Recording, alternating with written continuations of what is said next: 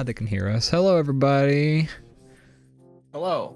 Hello. Boy, I wish you could hear behind the scenes while that theme song is going. Lots of fun, lots of banter. Just such banter. Banter or patter or repartee. I don't know. Anyways, welcome, folks. It's another episode of the DrawBomb.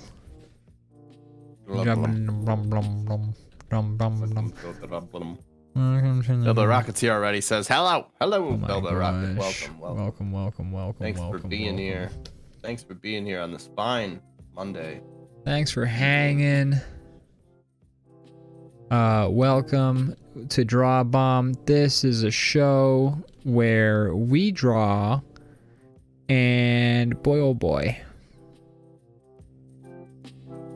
Boy oh boy. That's it. I like it.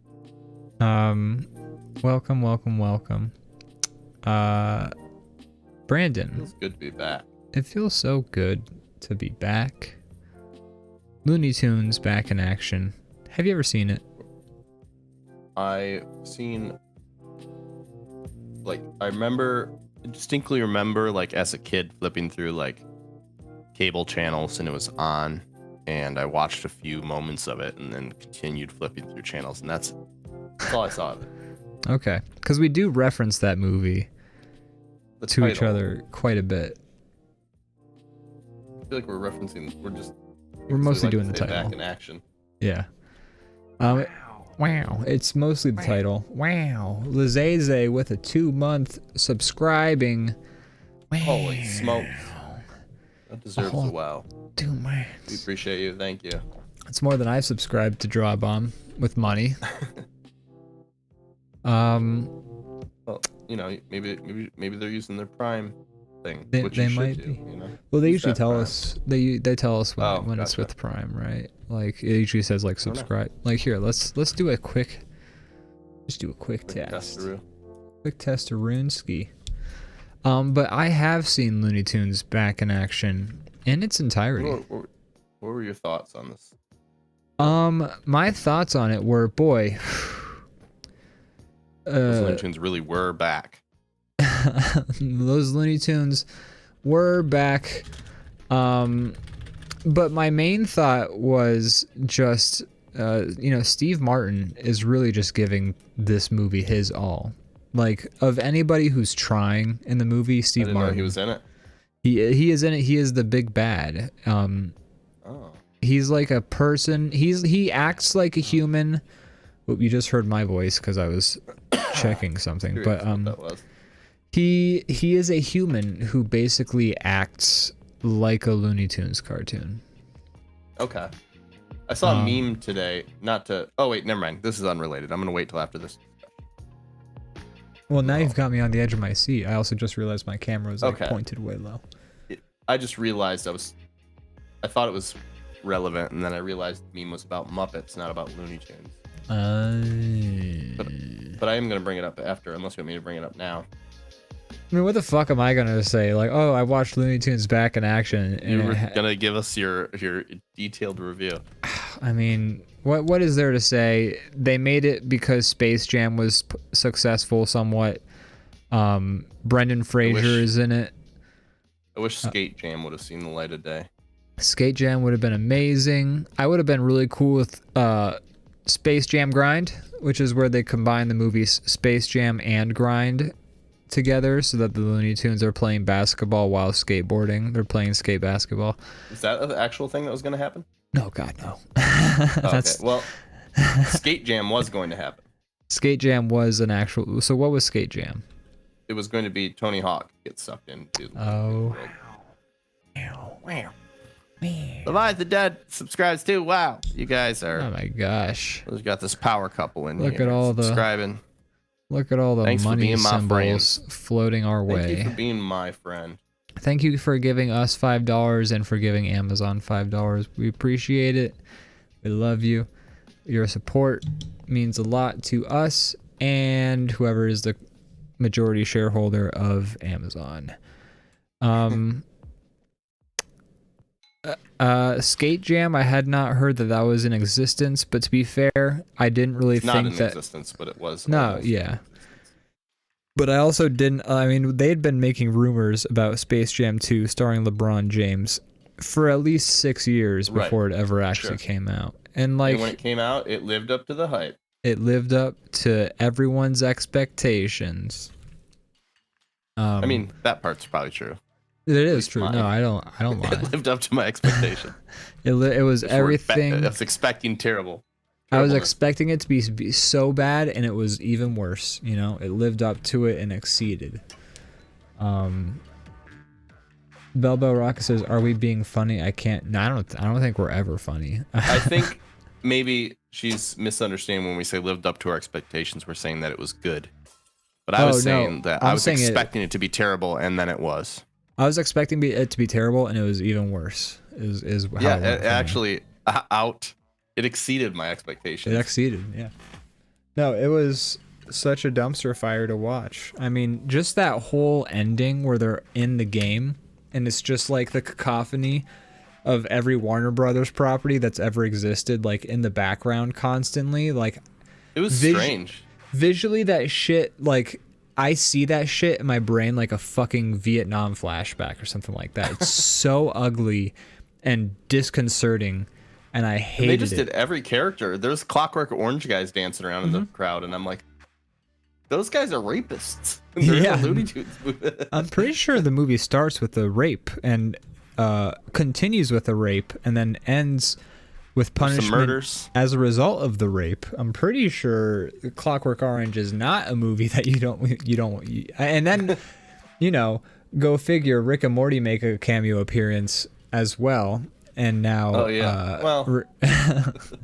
now Rick and Morty's not so fun anymore. That's true. I'm still trying to separate that.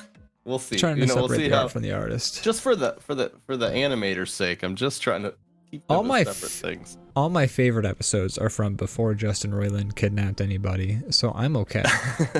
They fired him. They did everything correctly, so we'll see where it goes from here. You know. I mean, here's the thing. They fired him like when the news broke that he was charged. Sure. And they probably knew for a while. Well, yes, they probably knew for a while because Justin Roiland had apparently settled several other lawsuits involving like sexual harassment in the workplace. We're starting this episode off with a fucking bang, just talking about all the fun topics. That's all right. We are who we are. We gotta talk about this fucking nightmare hellscape of a world we live in. But also, like, here's the thing. Some people see a company firing somebody ahead of time, and they see it as them trying to protect themselves, being like, well, even if he's proven innocent later, we're firing him now because we don't want to be associated, which sometimes that does happen. I can't speak to this situation because what do I know about any of this? But, I mean, he is like an integral part. Well, we've seen receipts now at this point, which I mean, I would have fired him for that shit. But definitely. Even before those receipts came out, like he got fired before those receipts came out, and I don't know if maybe they came out and then he got fired. I think that's actually how it went. But the point is, I think, not to get too deep into this, but I think what happened was the information about the potential lawsuit came out, and then with that, a bunch of people he had done some nasty stuff to dropped all the text receipts and DMs, and ultimately, I think that's what made Adult Swim is the big thing. Yeah, I mean, the thing is, I don't think those have been proven untrue or anything like that. I think we've pretty much accepted that those are in fact legitimate. Yeah, I mean, it's not even hearsay. They're screenshots of his. Well, yeah, his messages. I mean, here's like, I know that can be doctored, but a bunch of them. Anything can be doctored, especially screenshots. But I will say, I've never heard any pushback. I never heard anyone be like, "No, that didn't." Like everyone, like once those texts came out, everyone was kind of just like, "Oh yeah." And like I watched, sorry, go ahead. He hasn't said a word about it. If He it were hasn't like completely fabricated, I think you would be like, all right, this is bullshit, or you know, whatever, or whatever your PR or lawyers say you should say. But if it's real, then you stay quiet, like he has. And yeah, exactly. And what's interesting also is, okay, so I know a couple of folks in the animation industry. I know a couple of folks who have worked on Rick and Morty and who have worked on Solar Opposites. And of those people, none of them had particularly nice things to say about Justin Roiland or Dan Harmon. Yeah. In fact, I got the sense that they, at least this one person I talked to, actively disliked both of them. I can see that. Which is interesting. I don't want to sort of get into specifics. Oh, there goes the drop frames. Oh no. Those will be back. Those are the first drop frames of the night. We will say, if for some reason we're having way too much trouble trying to make the show, we might spin out and play some games on the stream instead. But for now, we're going to try to do it business as usual. Yeah. Fucking the internet's just been absolute garbage here as of late. I did my best. It was actually doing pretty decent until about 2 seconds ago, and it's already rectified itself. So I think this is just the new meta of my internet connection. Is like it goes, and then it has like a dropout for 10 seconds to a minute, and then it comes back. That seems to be how it's been since like September of last year. Not thrilled about it, but what the fuck can I do? It's the only company that exists in this area that provides internet. But anyways, nobody likes Justin Roiland or Dan Harmon even before all this stuff came out. Like, I knew people who were actively talking shit about both of them. And then after like this Justin Roiland news came out, like multiple like an animation stream I watch. I don't know if they said this as a result of just like the text messages getting released, but like they were just like, somebody brought up the Justin Roiland thing because it had just happened at that point, and they were just like, hey, we just want to say fuck Justin Roiland, and they both like said it at the same time. Like it seemed like there was a little bit of backstory behind there. That could be. Yeah. But if Justin Roiland, if it wasn't looking so clear-cut that he at least was creepy in some way, I don't think Adult Swim would have dropped him so soon, because he's such an integral part of like their biggest property. Like Adult Swim, Totally. Like their bread and butter is basically made on Rick and Morty at this point, I would say. I think so. I mean, you can tell by like the way they've invested in it, like as far as merchandising and commercials and things go, that's basically like, you haven't seen something in animation get that much like stuff since like The Simpsons. I'd go on fucking YouTube and there'd be a new ad like every morning being like, oh gee Rick, this new Wendy's menu item is so wow. Right.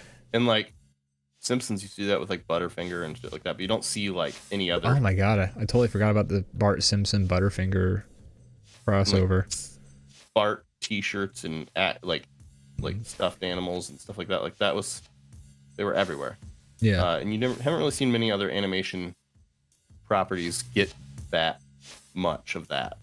I would say since like Rick and Morty. I can honestly say that Rick and Morty was the biggest animation program to sort of like really get that sort of mainstream attention since The Simpsons. Like and Family Guy, I guess, but like ever since then. I honestly, like, say what you want about Family Guy, I never saw as many and I don't think it's because, I think it's because people just didn't want to fucking use Family Guy to advertise, because Family Guy is such a mean-spirited show. Right, it's a little more like on the surface, just like pushing the boundaries. Yeah. Well, trying to like make mean jokes and things. Yeah, Family Guy's like whole business is just making mean jokes about shit. So I can see that not being, and like Rick and Morty's whole business was just sort of like stuttering, referencing something, being like, oh geez, Wendy's, you know, and that's more palatable to the senses. And that's not everything Rick and Morty was. That's not the shit on Rick and Morty, but certainly more advertiser friendly than Family Guy ever was. And Rick and Morty definitely capitalized. I mean, You saw those fucking commercials all the time. And at first it was cool. It was like, oh, hey, Rick and Morty's really popping off. And then after a while, I was kind of like, all right, man. Yeah. I mean, I enjoyed it all. Oh, yeah.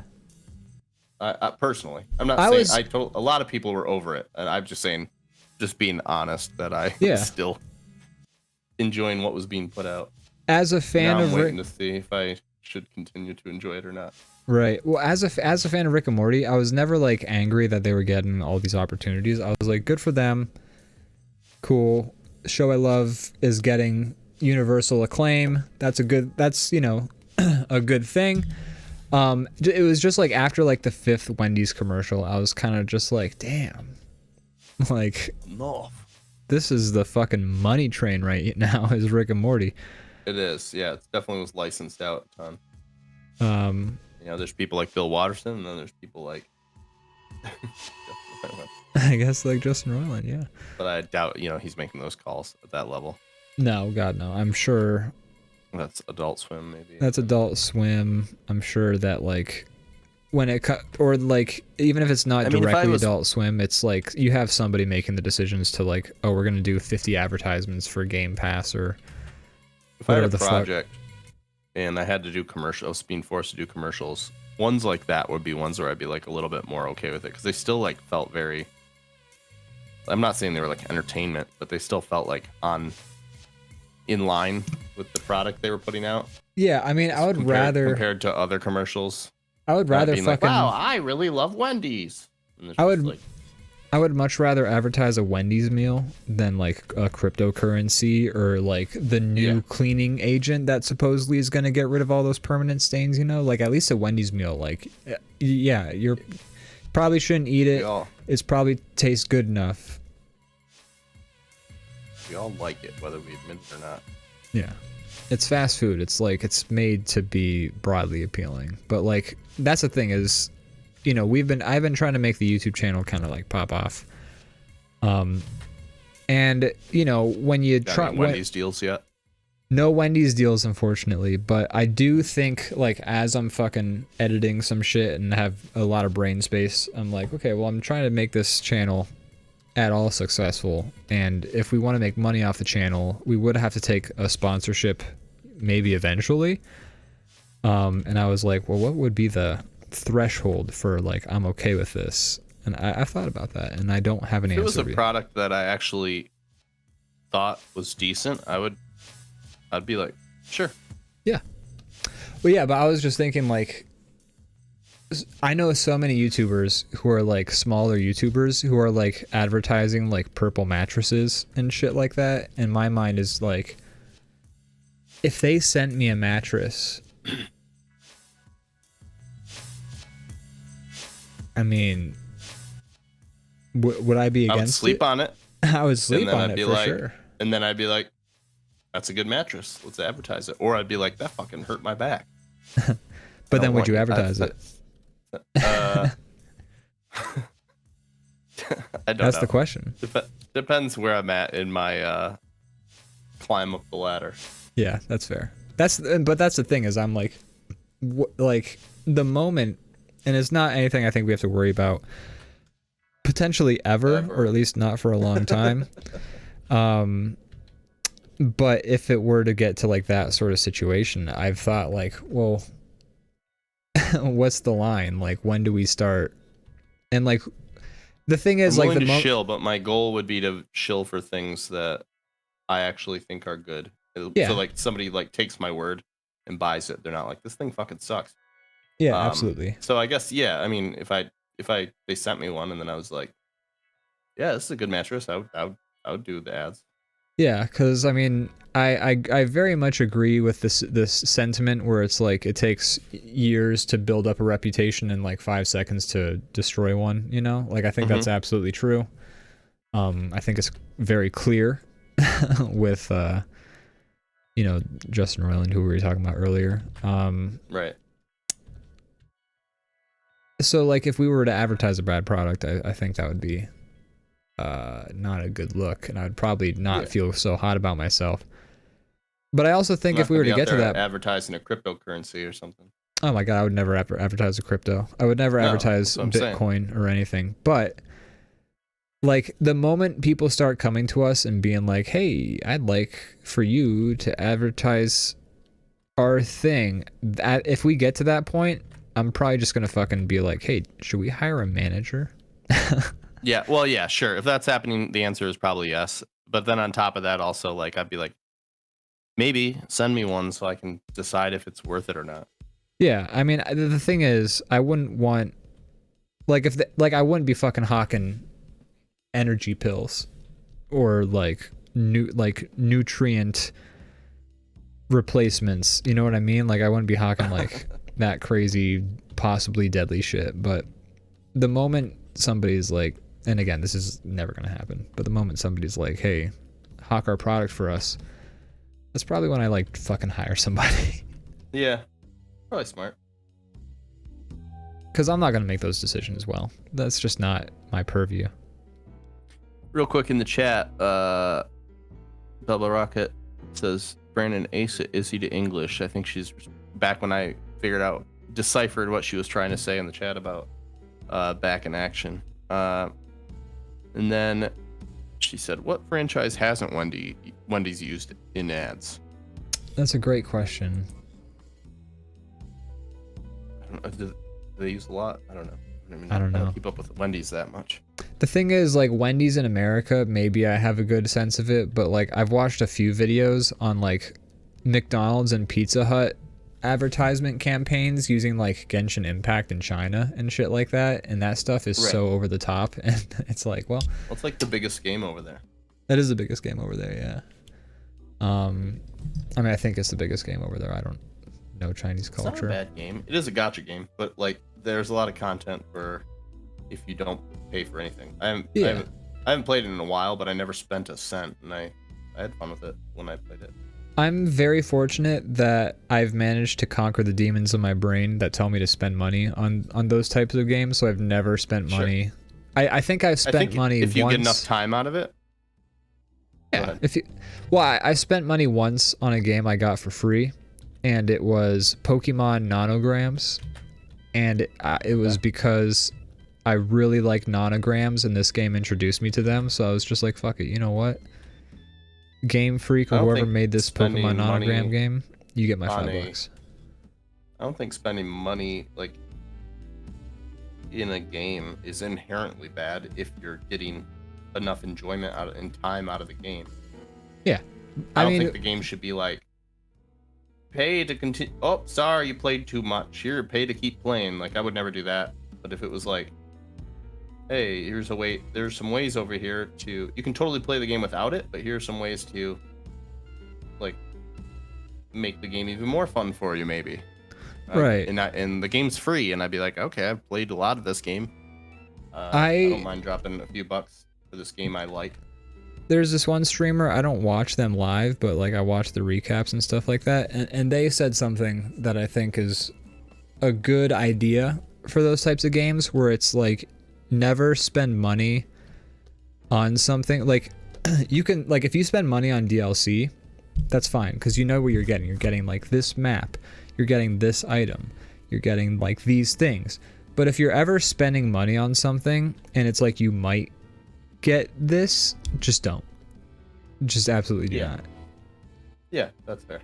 And I think that's a good attitude to have towards that stuff. It is, yeah. It's 100% gambling, and it's like, it's done through these like systems to say it's not gambling, even though it's 110% gambling. And it's like, especially because a lot of these games are family friendly. Like, I don't know anything about Genshin Impact, but is it like a game that's for the most part family friend? Like, what's it rated? Like E? Yeah. So yeah, I haven't seen. I mean, I haven't seen anything in it that would I wouldn't be uncomfortable with a child playing.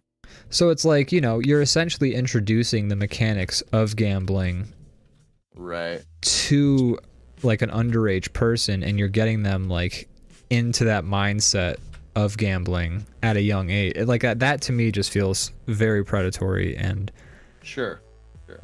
fucked up. Not sure I'd let a kid play a gacha game, but oh god, no. I mean, I don't want to fucking play. I barely want to play a gacha game. I mean, if it's good, I hear Genshin Impact is a lot of fun. There's some quality time to be spent there where you don't have to spend money. And they give you a lot if you just put the time in. If you're playing it like regularly, you're getting like a lot of the tokens that people would buy. They're like, I think you get impatient and you want to buy them, but like play, you get them. It's like, it looks like kind of like gacha waifu Breath of the Wild, right? Like, isn't that kind of what it is? Yeah. Which is fun. I mean, I think Breath of the Wild is a lot of fun. I think the ability to explore an open world is enough to get me hooked at least for a couple hours, you know? Yeah. There's a bunch of different characters and you unlock some stuff, and I don't know. It's not bad for like I'm pretty much like the moment I feel like the game is just like only exists to, and granted it does, but I guess what I'm trying to say is a game only exists to like pull money out of your wallet, and there's no like intention of it being fun. Like then I'm out. But that one, like, I don't know. I've played a decent amount, and I've never spent a cent, and I've still been getting like all new content. I don't feel like there's a paywall or anything like that, really. Well, there you go, and that's good. I don't know. It's good design. I feel like if you're gonna have that stuff, make it in a way where it's like, here's a way to speed up the process if you feel like your time is worth more than the cost of these things. But a lot of games are designed to just like, you hit a wall and they're like, oh, you were having fun up till now, weren't you? Well, if you want to keep having fun, better shell out some cash. That's how they get you. Or they sell convenience for a fee, which is also. And maybe Genshin gets like that at some point, but I've been playing it for a little while and I've gotten to like a wall yet. Well, hey, there you go. And you know how people want to play their games. It's not for me to judge. Right. You know, I just think folks need to be careful. Bubba Rocket says my voice keeps cutting in and out. Are you getting that too? No, I hear your voice fine. Okay. That's strange. I'm checking your levels in the OBS. I mean, so far I haven't seen anything at issue with the levels. I mean, anything you say that I hear is going to show up in the audio. Okay.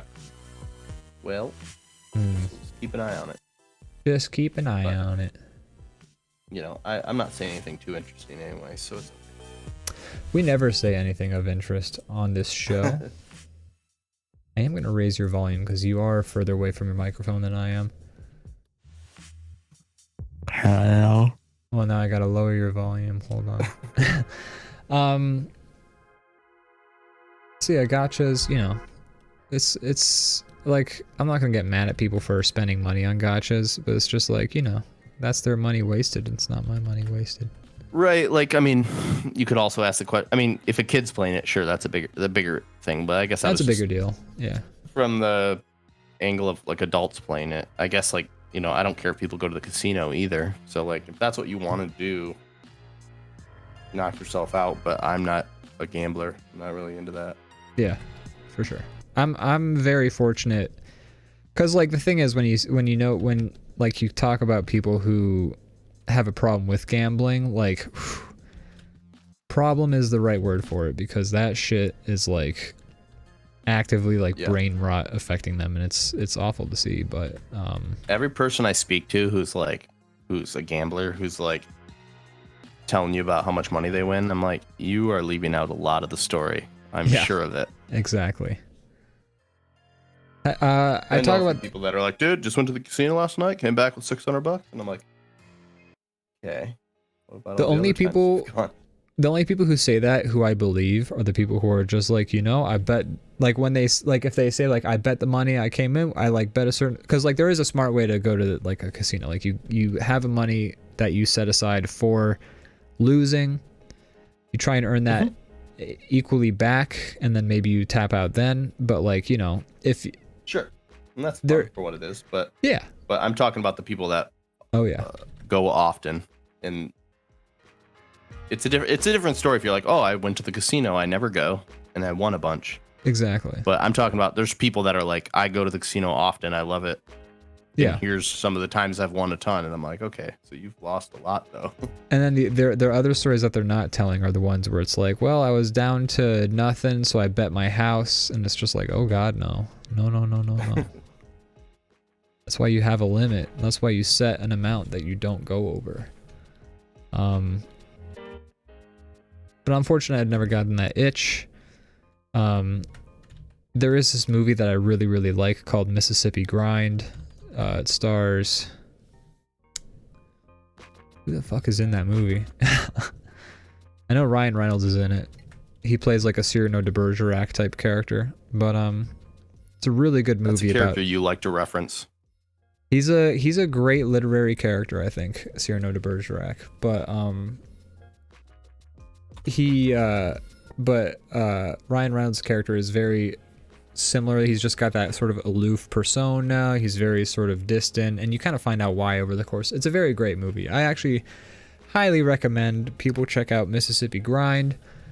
If you ever want to see a fun, good-ass movie about a horrible, crippling gambling addiction, that one won't make you want to like fucking end your life after you watch it. At least it's like one of the most enjoyable movies about a crippling addiction I've ever seen. But it's a really good movie, and it's got some really beautiful moments in it, in my opinion. Another really fun movie about crippling addiction, Requiem for a Dream. Check it out. Fun. So it's fun. Time.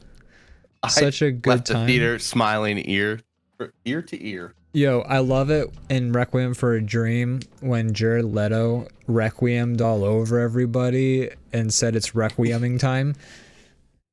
Yeah, great. My favorite shit. Speaking of movies, let's just talk about movies now. What have you seen? What have you seen as of late? Let's see. Movies. Watching movies?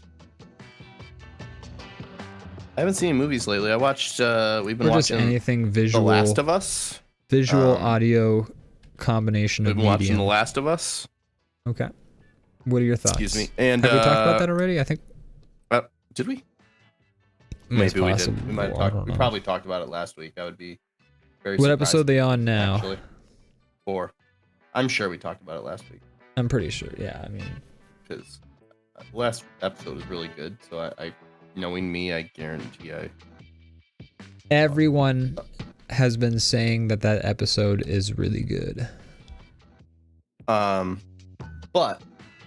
I won't go too deep into that because I think we did talk about it. But it's everyone. Good so far. No, I'm kidding. But it's very they're very much like sticking to the script, except for when they're not. But in the ways that they're not, it feels pretty like fun and good. One thing that's, I think, exciting to me about the show, as someone who hasn't played Last of Us, as somebody who hasn't watched a second of the show, one thing that is exciting to me is that for fucking once, a show based on a video game is adhering even remotely to the plot, you know?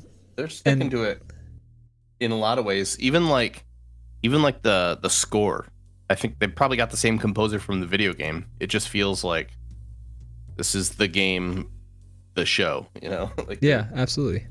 They're doing and I think it's insane that it's taken this long, and like crazy that it worked. Like people love the show. People like it's the next big thing. Like Saturday Night Live had a fucking sketch where it's Pedro Pascal, like he's their guest star, and they got like a sketch making fun of like, oh, the serious Mario Kart. I don't know.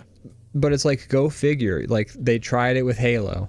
They tried it with some other fucking show based on video games where they were like, hey, what if we took this Resident Evil. They're like, hey, what if we took this video game and then made the show nothing fucking like it and then spit in the eye of anybody who ever did enjoy the property. And here's the problem. Mm-hmm. With all the other franchises they've picked, they've worked as games, but they wouldn't work as a show or a movie. That's a fair point. The gamers have accepted trash batshit plot stories for a long time if the gameplay is fun. Like, yes, there's some of my favorite games where I'm like, that game was fucking awesome. The story was bullshit. Like, it doesn't matter. as much. It matters, but not as much. And so the fact is they picked The Last of Us, which was like arguably a better story than a game in the video game. Very fair. And I think that is actually an important, like, I don't know if that's like the clinching factor, but I think that is important, is that like Last of Us is a very story driven game that there was a lot to work with in regards to directing, storytelling, and things like the Uncharted movie, which we watched together. What a piece of I forgot shit. they made a movie. I wasn't there for that. I sat that one out. So oh man, I was busy, and I was like, "That's right, I did come." You guys were gonna watch it, and you tried to like, you're like, well, we'll wait for Brandon, and I'm like, go ahead. Yeah, watch. you weren't trying to. And you made the right choice, because holy shit, that movie made me like actively mad. But it's like, here, okay, so here's the thing. Just thinking about like Uncharted 1, like any video game, you're gonna have to trim some fat if you're gonna adapt it, because like even Grand Theft Auto. This episode, shoot over a piece of cover for 20 minutes. Right, or like that's what you're gonna do for this episode. Even like the Grand Theft Auto series, which is one of the most like critically acclaimed stories in video games, like the series has always been like on the cutting edge of both like gameplay, graphics, and narrative. But like every Grand Theft Auto game is like the first fucking 10 hours of missions are you're driving people from point A to point B while they have a conversation in the fucking car. And then like you'll be like doing a mob hit, and then they'll say, hey, yo, Clarence, we need you to go get my groceries and laundry. And then you'll do like an 8-episode or an 8-mission arc where you're fucking getting some guy's laundry. And that's how they extend the game for another 12 hours or something like that. In video games, you're going to have to trim some of that fat. But like even Grand Theft Auto has those stupid fucking like sides, like things that just extend the plot of the game by like an extra hour. But like if you play any game, it's everywhere. Like you'll find like every video game is you're walking, trying to get out of this like awful situation of life and death, and then there's like 3 boards kind of like covering a door, and you're like, guess I can't go this way, maybe I'll just walk 6 hours around this other way to get 2 feet from here. And it's always ridiculous. I love the game mechanic that's very accepted at this point, because it's a video game where there's something urgent in the story. Like my son has been kidnapped, but then there's side missions where it's like, you want to go bowling? And you're like, yeah. And you're like, should I really be bowling right now? Like my son is still kidnapped. That's it's a common thing. That is a thing. In fact, there has actually been a term given for that by Yahtzee of Zero Punctuation. And he calls that a ludonarrative dissonance, where it's the narrative and the gameplay are just not quite meeting up. And they're not quite in sync, and I think it's like a huge issue. Like even I love the Yakuza series. They're some of my favorite games. That one's got to be the biggest defender of the thing. Oh my god, yeah. Problem that we're discussing. Because those games have the craziest side missions of any game that exists. That's the thing, is like of any game I've ever played, the side missions are the most charming I've ever played. Like you will like Yakuza 1 has you doing a side mission where you're doing like little fucking like rally car races and like little remote controlled cars. But like the reason you're doing the rally car races is you're trying to find fucking true love for the guy who runs the arena. And it's like there's something so heartwarming and wholesome about so many of the side missions, or like just at least funny and quirky. But like Yakuza 1 especially is a game where in the main story, like every fucking person the main character has ever known, grown up with, or loved, it just like fucking dies in their arms. And then you'll do the side mission where you're getting toilet paper for a businessman who shit his pants, and it's like there's no in between. It's like you're doing one or you're doing the other. And there's moments in the what was that? I said I love that. I love that. No, I love that too. And there's moments in the Yakuza main story where it's like I could see Kiryu having a couple of hours to kill. But for the most part, every mission in the game is just like, holy shit, did you hear that Shinji got shot in the stomach better run to the hospital. And it's just like, yeah, but I gotta go test out this fucking ramen noodles for this businessman who's trying to create a flavor packet. And it's like, this shit doesn't make any sense. But I mean, I love those games still, but yeah, like, you have to actively shut off in your brain the fact that like somebody's dying in a hospital bed while you like go get your crystal ball fortune read or some shit like that. Don't make sense. It's part of the deal. So I guess what we're really trying to say is it's exciting that anything adapting a video game saw what was in the video game and was just like, hey, we can work with this. like just watching that one episode of Halo with you guys, it was so bad. I haven't played enough Halos to know if the story is actually good. Like, I will tell you this, I haven't played a lot of Halo myself, but I know for a fact that Master Chief taking his helmet off in the first like 10 minutes of the TV show is sacrilege. Like, that's fucking sacrilegious right there. That's anathema. It was bad. It was really bad. It was so bad. I'm also, and this is just me complaining about movies in general, but, and this was a problem with the Halo game. This is a problem off on the screen. that doesn't make sense to me. Like, we're talking fine though, right? Yep. So like, it wasn't a... Sometimes I don't even think it's an issue with like my connection. Sometimes I wonder if it's fucking an issue with Twitch. Maybe. I don't know. Because well, I also... bigger streamers do, because theirs don't go down like all the time.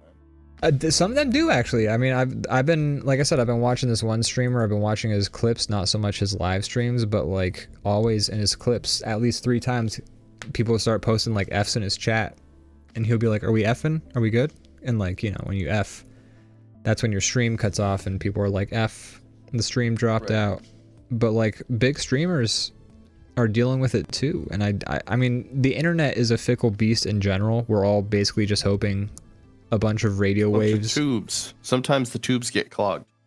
Sometimes the tubes get clogged, and at the end of the day, if you're not on a wired connection, you're really just hoping a bunch of radio waves reach the little antennas in the back of your PC. Right. And, you know, we're all sort of at the mercy of radio waves, or the tubes are like, I lived in an apartment for a while where the internet would stop working if you started using the microwave. Wow. Yeah, that shit was weird. But, I don't know. I don't think there's anything you can really do to a certain degree. Protect yourself. But yeah, the Halo show is garbage, and we don't gotta see everyone's faces to understand who's talking. Like, no. I want to see some motherfuckers talk through a mask for like the fucking Mandalorian did. Like, they had the guy talking through a mask for a while, right? He shows his face like one time. And is he back in the mask after he showed his face, or is it, like, I haven't seen the Mandalorian? Okay. Yeah, I mean, I think it comes off more often after that. Like, there's a time they're like undercover as like Empire soldiers or something. But it's a big reveal at one point. But still, like, I mean, he wears it the majority of the time. It's like a sin in his culture to take it off, basically. Right. And there's just so many movies that are just like, if these folks talk, you gotta see their fucking mouths. Tired of it. I mean, Halo is like a bad one because like, like this character has never done that. Yeah, right. We've never seen this character's face. Oh yeah, no, you never see his face. Yeah, so that's like, so let's not do that. The precedent has been set. Not only do you never see Master Chief's face, but like in the first episode of the show, you see his ass. Like he's just buck naked in the show. Like, and it's like, okay, but like, why? I've never seen his ass either before this point. It's like, why though? It's like, I also thought it was strange when they did the full frontal with and Master Chief was hanging dong in the first episode. I thought it was really weird when Master Chief made it spin around in circles, and he said, helicoptered it? Yeah, and then they played the grunt birthday party sound where it's like, yeah. Yeah, it's a strange creative choice, but Very strange choice. I guess that's why I don't earn the big bucks. Yeah. I just saw a new ad on Instagram before we started this episode. It was Titmouse Animation, which is a big animation studio that Netflix sourced all of their, like when Netflix, before Netflix started losing stock. Yeah, when Netflix had animation, they were like, we're putting all of our fucking money into Titmouse. Titmouse is going to bring bajillions of animations to Netflix. And then 3 months later, Netflix stock dropped, and then they immediately went back on all that. But I just saw a trailer for, it's like Elvis as a secret agent, voiced by Matthew McConaughey, by like animated by Titmouse for Netflix. And I didn't comment this in the comments because I don't want to be a hater, but like in the comments I was just like, so this is already, like, I wanted to be like, this is already canceled, right? Like yeah, like enjoy season 1. That's all you will get. Like, didn't you guys shutter your fucking animation like program with Titmouse? Like, isn't this all clearly an exercise in futility, this trailer? Are you gonna advertise this shit like you advertise Wednesday? Like, what the fuck? Yeah. The answer is no. The answer is no.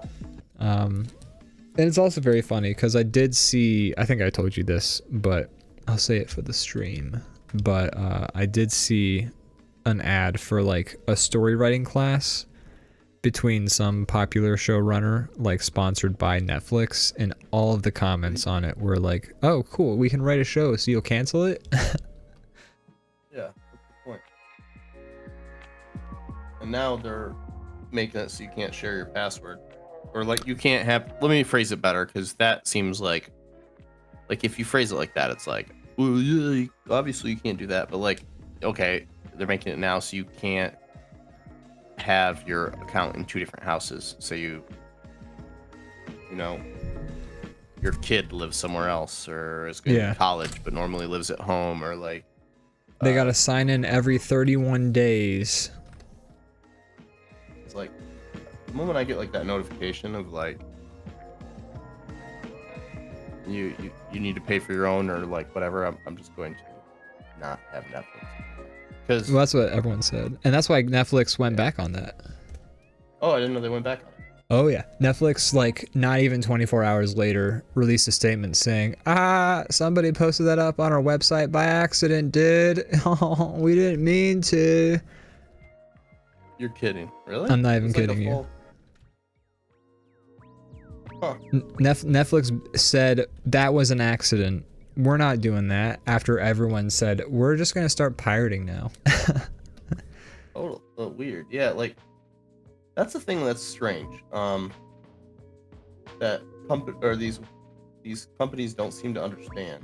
Or maybe they do, but, like, they just, you know, they have the money to gamble with, that they can make these weird choices.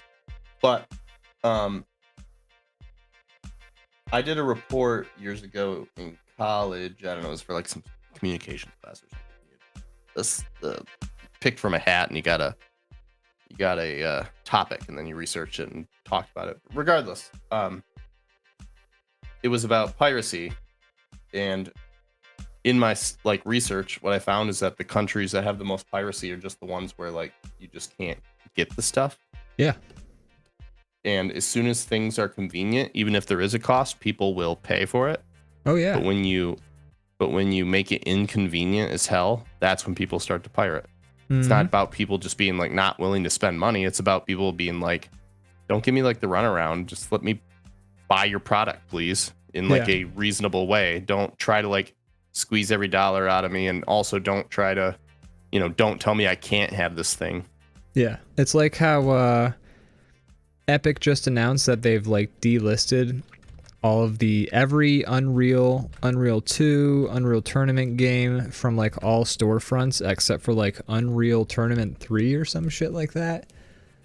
And now everyone's just like, okay, well, I was going to pay you money for these games maybe, but Now I won't. Now I'll fucking pirate them.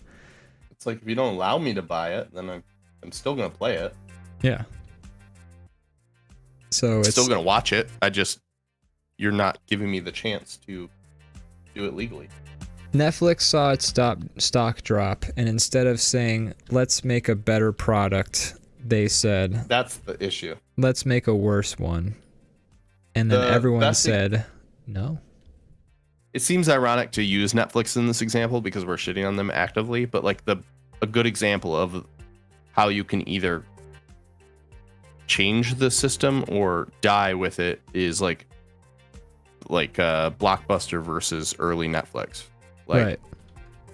Like Netflix also did rentals at one point. They mail you your shit. And my dad had an account so long ago. I remember we used to get DVDs all the time. I mean, I did it too. Yeah. But you know, at that time, Blockbuster still had enough capital they could have made a streaming service. Yeah. But instead they doubled down and Netflix leaned into their streaming service, and now they're like the biggest streaming service there is. And it's all about convenience. People want what's easiest for them, not what's like.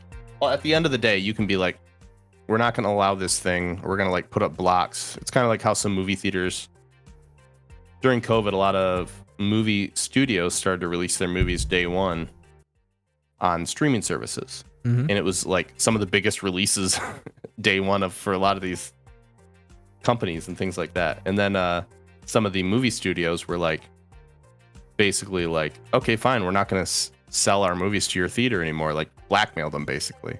Right. And it's like, that'll buy you some time, but ultimately you're going to lose this game if you are trying to like, if your thing is I'm going to like I'm gonna like stonewall somebody to force them to do it the way that I want them to do it. That only goes so far. Right. You have to ultimately change for convenience, or else you will die.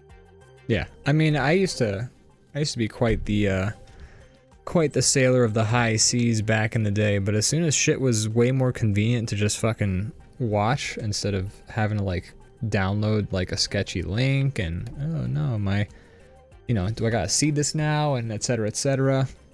Streaming was the way to go because, again, it was just so convenient. Totally. But yeah, I mean, if they fucking... I mean, there are so many shows that just aren't on streaming services anymore because, like, it's either getting tossed around between, like, 2 or 3 of them. Like, oh yeah, Peacock needs, Star Trek or some shit like that. Yeah, no, I'm not gonna like sign up. If anything, I'm gonna sign up for a service for 1 month exactly, spend $5, just like binge what it is I'm trying to see, and then just never use the service again until they find. And like, that's not gonna be a sustainable business model for any service. So it's right. We've definitely reached peak streaming service, and now we're on the decline, and we're just gonna have to see who survives the fallout, I guess. So. Yeah. I don't know. And I mean, basically, Netflix just make things available to people, and they'll pay you for it. Make things available, and if your streaming service is gonna like pay to have a bunch of originals, make sure 99% of them aren't dog shit, because that's also a big retaining factor. Or if your whole system is like giving products for people to watch, like, make them things people want to watch. Also, I think you have the wrong draw pile picked for the stream right now. Oh, you're so right. What the hell? Not how it's supposed to work. Gosh, well, thanks for letting me know. An hour into the show, we've got this all sorted out. Quicker than sometimes. Yeah, that's true. It's not the worst. People could still see what was happening, but it's just not quite the stunning image we love to present. But yeah, I mean, Netflix has had some dog shit originals. It's like they just don't care. It's like they have like 2 good originals and then like 20 that are absolute trash and are just like actively harmful to the human race or some shit like that. They're totally like, I think their business model as of late is quantity over quality. So if Oh, they for just sure. pump out a million cheap things, it distracts people long enough that they're like, oh, there's something new to watch all the time, and they put it on. They're like, oh, this sucks, and they pick something else, and they're like, oh, this sucks, and they never. No, I don't think for a lot of people it clicks that everything sucks. Yeah. But instead of just having a few like solid things, quality things. If HBO Max weren't such like a disgraced streaming service, I would be like, that's the best one. But I use it. I like it. Oh, I love HBO Max, but they did delete like half of their thing. catalog to save money on tax breaks. Yeah, they suck too. They all suck. That's the thing is ones. like I would have in this conversation been like HBO Max is the best. Go with that one. They do quality over quantity, but now it's like, well, they just deleted like a quarter of their library, so I don't even want to recommend HBO Max because it's like I'm so offended by what they pulled on their fucking shows. We're just making a steady march back to cable is what's happening. Yeah, well, we're making a steady march back to cable, except nobody who would pay, like nobody would pay for it. No one who's the customers is actually making that march. It's only like the company, like all of the companies were just like, we want to go back to cable. Let's make our shit suck, so it goes back to cable. And it's like no one's gonna do that. Like we've seen the light. We don't have to. Yeah, we're past that point. Yeah, we've broken those bonds. Like we're not gonna fucking. I'm not gonna subscribe to like 80 channels and watch 2 of them. Right. I'll just pirate. Thankfully, that's gone. Even though things are like kind of rocky at the moment, it's still better than it was back then. Yeah, you can still cut your cable bill and not be like left out of the cultural zeitgeist, which is a nice benefit, I would say. Cable just seems like the stupidest purchase at this point in time. Yeah, I mean, when I was living in Philly for the longest time, I didn't have cable. We had cable for like 2 years, I would say, and those were fun. It was fun having cable for those 2 years, having like on demand and shit like that, but I didn't need it. I was like, I can find those shows elsewhere. It's gonna be a little less convenient, but like if I really want to like watch the shows, I will. And if I don't find it like worth my time to like seek out these shows to watch, then they'll die irrelevant, and I'll just keep watching whatever YouTube or whatever that I am watching. And it's like, you can't, like, there's nothing forcing me to watch these dog shit channels or shows. So they, like, what Netflix is trying to pull makes sense if Netflix was a like necessary service for like survival. Right. But they're not. I think everybody's like, they keep realizing everybody's just like, oh, well then I guess they're done with that. And they're like, wait. No. Yeah. They're like aren't you curious what's going to happen on season 7 of The Circle? You canceled The Circle. Right. Oh, I don't know if they canceled The Circle. I thought The Circle was on ABC or whatever. Is that the Cube? I don't even know. One of the shapes. What is a shape? No, I think you're thinking of the hectahedron. The hectahedron. Oh. But yeah, like. Yeah, I don't know. Especially with these services offering up such garbage. Like, I would say that HBO is still offering the best original content. Apple Plus has some good stuff too. Some. But like, I've seen what Peacock has to offer, and aside from like Star Trek and classics like Scrubs and etc., like that 70s show and shit like that, like what is Peacock's originals are garbage. And then like, what else are they offering? It's just like the Night Court reboot. Yeah, Peacock's just like, we have TV that you've already seen. That's all we got. Real quick, speaking of Star Trek, Balboa Rocket says, Ian, your chair's look like they belong on the Enterprise. Yeah, that's fair. I always draw Enterprise-esque chairs. It's sort of the aesthetic I stick She also to. says, can't use HBO outside the US apparently, so I paid for a month or something, and then I couldn't even use the service because the app thought I was using a VPN. That's weird. Like, Not weird. even if you're using a VPN, you should be able to use HBO. Yeah. Like, there's no That's very rules strange. against. Strange. Very strange. Very How's strange. your how's those No, how's don't worry. the, I'm gonna turn the opacity down on this. I just wanted to make the background stick out a little bit less. okay. What are you How's asking? the frames looking?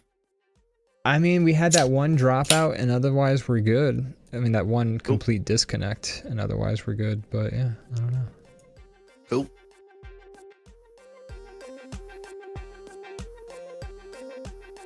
Who are these brothers that do Yeah, we've created quite the Pair. duo. followed your lead? Does this feel like it? I'm gonna try.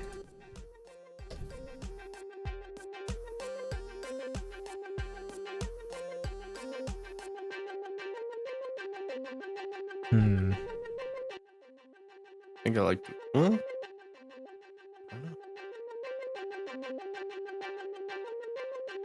Hmm. I kind of like the yellow Maybe. more. I kind of like pink. Show me that yellow one more time. Okay, let's see. We're looking at the yellow. Show me the pink. Think. I'm running out of like. After a while, so many undos, draw pile gets really sorry. confused. You No, do a it's okay. redo? There we go. On. No, it I was feel like like the history that states. pink. just The get pink is a little more confused. unified, I think, because there's so much red in this picture and purple. The pink is unified, but I'm trying to like Feels figure like out a way to make Complete the image. the main characters like stand out just a little more. Does the background go over them? What do you mean? Is the background on top of them or is it behind them? The pink. It's behind. I mean, it's the background is behind them, but it's like. Well, they- sure, but I didn't know if you did the filter over everything. You did like a layer. No, it was is just that over layer the- behind them? No, it's just like above the background color. Oh, yeah.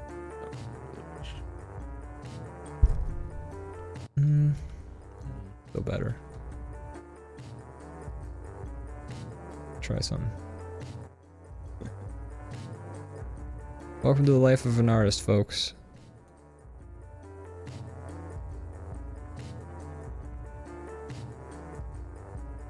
Yeah, you could throw down the opacity a tad. Whoa.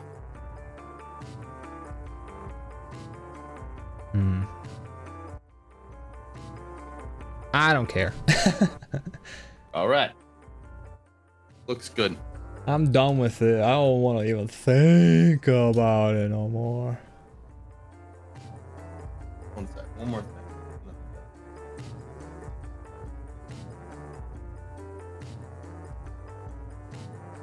Ah, yes, the classic duality of the wicks. Different one. Wait.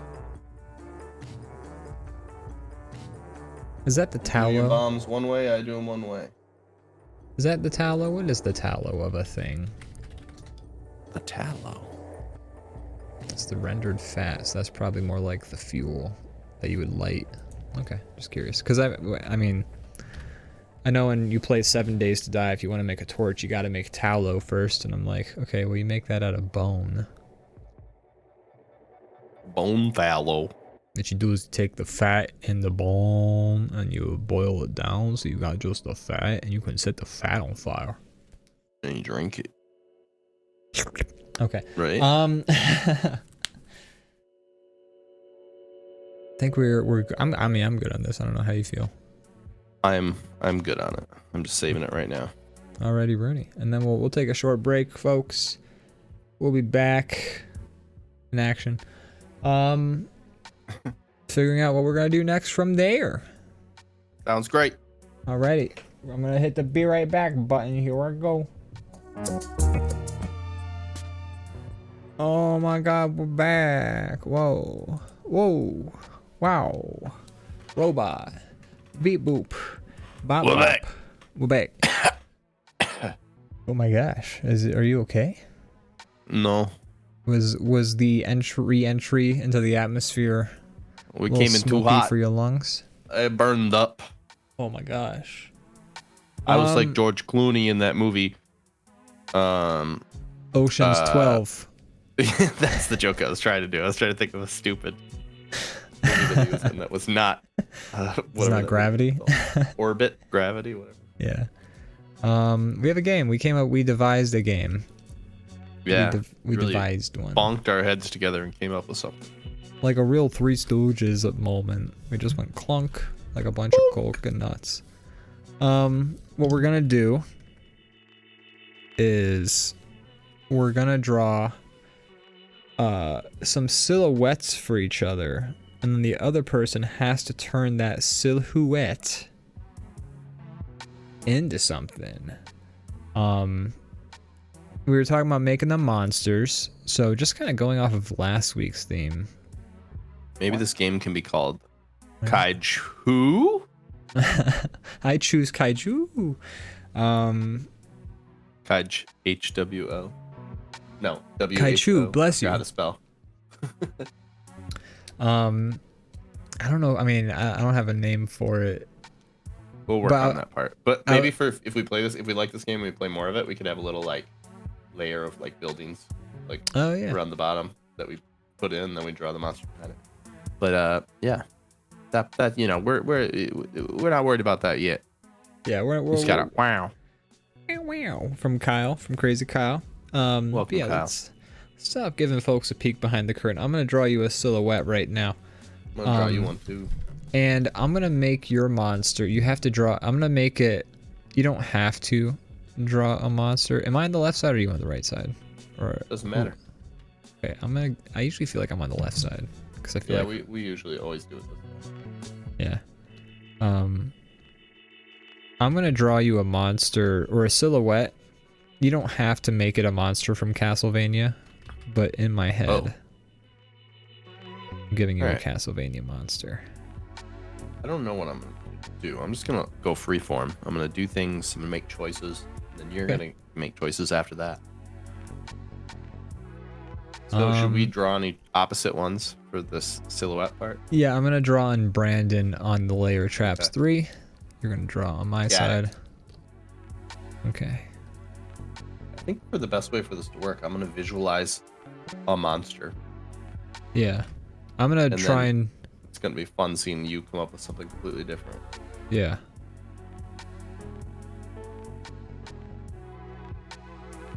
Oh, you're just gonna block it out black? Yeah. I was just gonna draw an outline. Oh, okay. I'm gonna like. Okay with doing it that way. I mean, it's whatever you're most comfortable with. I was gonna block it out black so I don't have to like. I can just like scribble in the shapes I want, and then that way it'll. Go ahead. You do that. I actually sometimes if I'm feeling like I don't know what pose I want to do or how I want to do the composition for a drawing, a lot of times I will like do a silhouette drawing like this first, where I'm just like, because like I found if I try and sketch out a silhouette, if I'm like stuck, that will generally help me with composition as well as with like getting a readable pose. I think there's like benefits to not all the time, excuse me, ooh, hiccups, not all the time necessarily, but to sometimes at least starting out with like a silhouette to kind of just help you compositionally lay things out.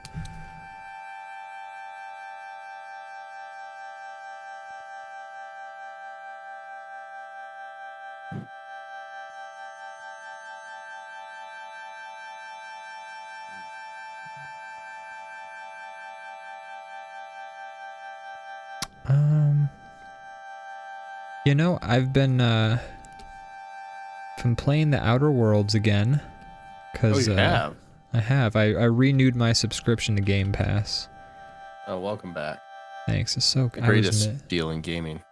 Really missed it. But yeah, I've been playing Outer Worlds again, and we were talking about this earlier about like games that feel more like a chore than like a game. And I've started doing this thing where if I play a game and I find myself like, oh, I'm gonna play this game today, I will sometimes stop myself and be like, okay, well, am I actually having fun with this game, or am I just playing it out of a sense of obligation? And I've thought about that about a couple of games and ended up uninstalling them for that exact reason. I've been doing more of that too, because and you probably suffer from it more because you're a completionist. Yes. Right. Like you probably look at a game like a hurdle to jump over, and I'm like, if I'm not having fun, I am done. Yeah, I will play a game I am or like watch a show or movie that I am actively like disliking, out of a sense of like, well, like sunk cost fallacy, like, oh, I got this far, I might as well just fucking see how it ends from here. And I'm trying to break out of that because it's a great way to spend a lot of your life doing shit you don't enjoy. Things you don't enjoy. Yeah. It's like I spend a lot of time like fucking around and doing things that aren't necessarily productive, but they're fun. And when I look back at my time spent, I'm like, I feel satisfied, even if on a lazy day, because I was like playing a game I liked, or I was, because I've gotten pretty good at it now, where I'm like, the moment I'm like not having fun, it's just the game's just, I'll be in the middle of a mission, I'm just like, turn it off, uninstall it, and I'm just like, goodbye forever. Like I just like, it hits me like a wall sometimes. I've been there too sometimes when you've reached like, I know we had that realization for Dead Island. We were just playing it, and then just we finished a mission, we were just like, what are we doing? Are you good on this forever? Like I am. Yeah, are you having any fun? No, me neither. We were not. Someday on stream I'll play through that game though, but I won't like do every side mission. I'll just like fucking power through it. On your own. Yeah. Well, actually, I'll come in as like a celebrity guest. There you go. So I've been doing that. I've been playing Outer Worlds. I feel like I'm closing in on the end of that game. I feel like there's not a lot left for me to do in that. But I've been surprised before.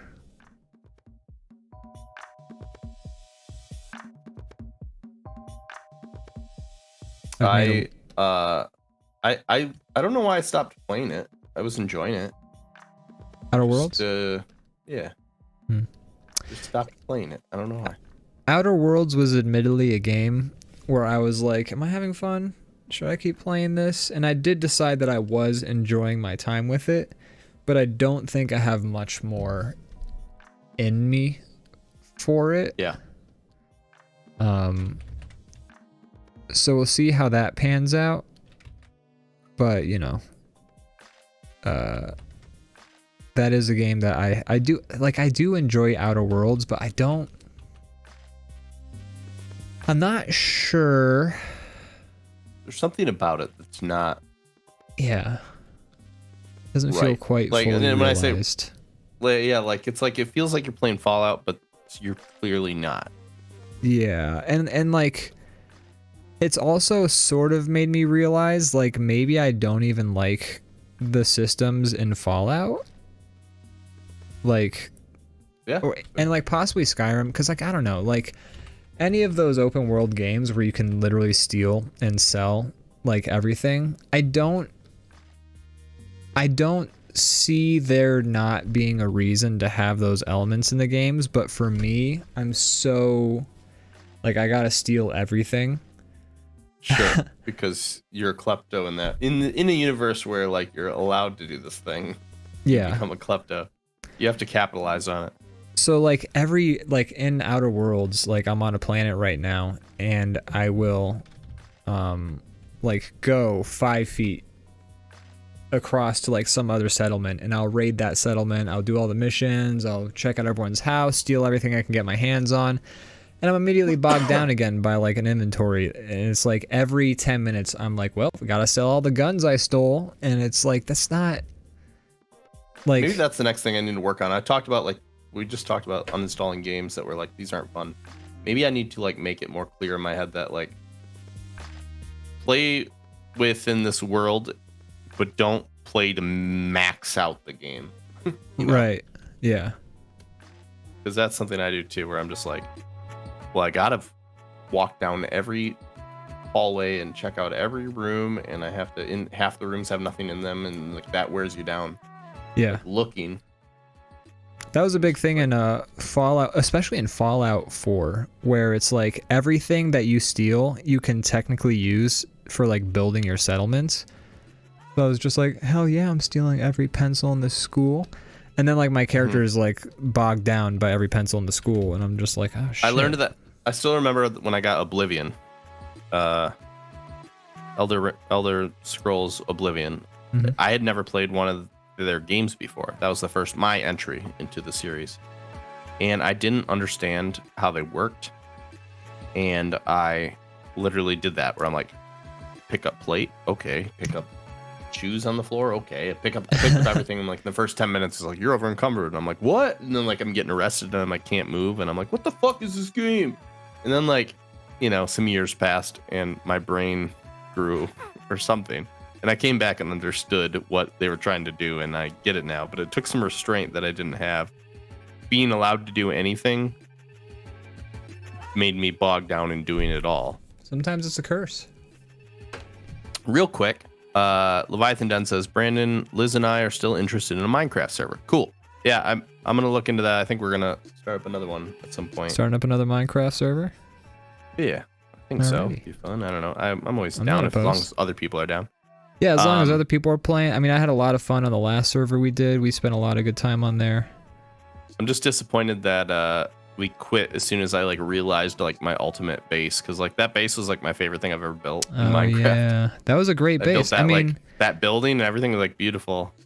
I thought I had a lot of fun on that server. I think it'd be a shame to lose that server. I don't know what else. I have the file. But it's still. I still think it's the fun for me ultimately. As much as I'm like, that was cool. It's like Legos. Like, right, it's break them down and build something new. It's a building. So like, I want to start over from scratch. The one thing that's keeping me like from doing it today, Leviathan Den and Lizzie, there's a new big update that's supposed to come out in like this month, they think, maybe next month. And a lot of times when those updates come out, they change things so dramatically that like if you have a server, it's hard to implement the new things. So I might hold off just a little bit longer to see like if that's coming out soon, because that might be fun to play when that fresh like update comes out. But I'm down to actually do it again. I enjoy Minecraft, and especially with server full of people. It's a good time. Yeah, the one thing that really made me feel bad about the last server was that we had Aaron on that server, and his shit just like kept getting deleted, and we had no idea why. Yeah, that's weird. And that shit made me feel really bad, because it's just like, I don't know what we could do on our end to make that. We weren't losing anything, so I don't know what that even was. It like only seemed to happen to him, and I felt so bad because like that shit sucks. Yeah. And he was playing it more than the rest of us, so like, yeah, losing your stuff is even worse. Like he'd come in and be like, yo, I'm flying already, here you go, here's your equipment to fly. Oh, I lost all my shit yesterday. And it's like, oh my god. Yeah. Everything he lost is more than I'll ever earn. Right. So, you know, well, hopefully that won't happen again, but I am excited to do it again. I like that game. It's good. Yeah, it's a good time. I think the key for me, because I get burned out and bored, but the key is playing with friends. It makes it fun. Playing with friends. I mean, I had a great time playing with you guys and like watching the entirety of Red Letter Media while we did so. I feel like that was a good combo. Was like the YouTube Minecraft hangout combo. Yeah, it was ideal. I'm ready to draw on each other's silhouettes whenever you're ready. Yeah, I tried to give you a cooler silhouette. I had an idea in my head, but I figured this should give you a lot to work with. I think we should set down a ground rule. You don't need to trace over the silhouette exactly. You can add Yeah, you can break the lines. You can break the lines. Yeah. Okay. I'm saying that for you more so than for me, because like with yours, I feel like there's a lot I could work with, but for mine, you might have to break. What are you talking about? I just gave you Bowser driving a car. Yeah, well, that's what I was gonna draw. I'm looking at it now and I'm like, oh. Yes. But you know, I think some of the fun will be maybe not doing what it seems obvious. So you're saying I shouldn't draw Bowser driving a car? You can 100% draw Bowser driving a car. That'll be fun to see. But also, like, maybe I'll try to figure out something that isn't a knife with your guy's knife. Okay. I don't have to. I probably will do a knife. Yeah, you don't. I mean, it'd be fun to try to go against the grain on that. All right. All right. Shall we do this? Let's do this. Alrighty, ready. Look at this for a second.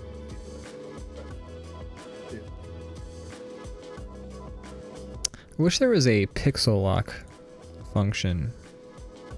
And what does that do? It's like in Photoshop, you click that one button on a layer, and then anytime you color on the layer, it only colors where you've drawn. Like a mask? Sort of, yeah. It's like in Photoshop, say you have a line art, then you pixel lock the layer, and then you use like the fill tool to turn all of the lines on that layer blue. Got it. You know? Yeah. I wish this program had that function too. That would be nice. Yeah, I wonder if it does. I don't think it does. It doesn't, as far as I've seen, but it would be. I mean, once I learned that the pixel lock function existed in Photoshop, I was like, oh my god, this is game changing here. It was there was a lot of like bullshit stuff I was doing. Yeah. To try to achieve that, and then I learned, and I'm like, oh, that's the problem with learning programs on your own. Is like, I mean, I used Photoshop since I was like a child, and I don't think I ever took a class for it. And then so I'd occasionally have somebody be like, hey man, this button does that thing that took you like an hour for every picture, and I'm like, oh, damn it. Yeah, I remember I was a junior in college, and my teacher showed us the pixel lock function, and I was like, oh my fucking god, I've been using Photoshop for 12 years, and I just learned this shit now.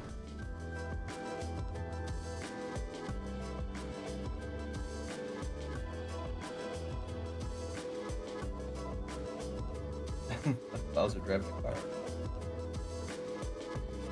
It certainly is. But, you know, there's still surprises. I tried to add some things that would throw it off, like I gave him an ear. Yeah, I mean, I tried to have an ear. I wanted to give you something that looked like something, but that you could twist into something else, and I feel like I'm gonna try it too.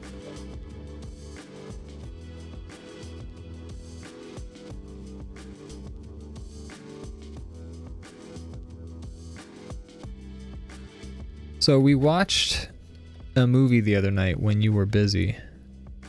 Cool. What'd you guys watch? We watched so you know the guy who directed Barbarian, Zach something or other. Yeah.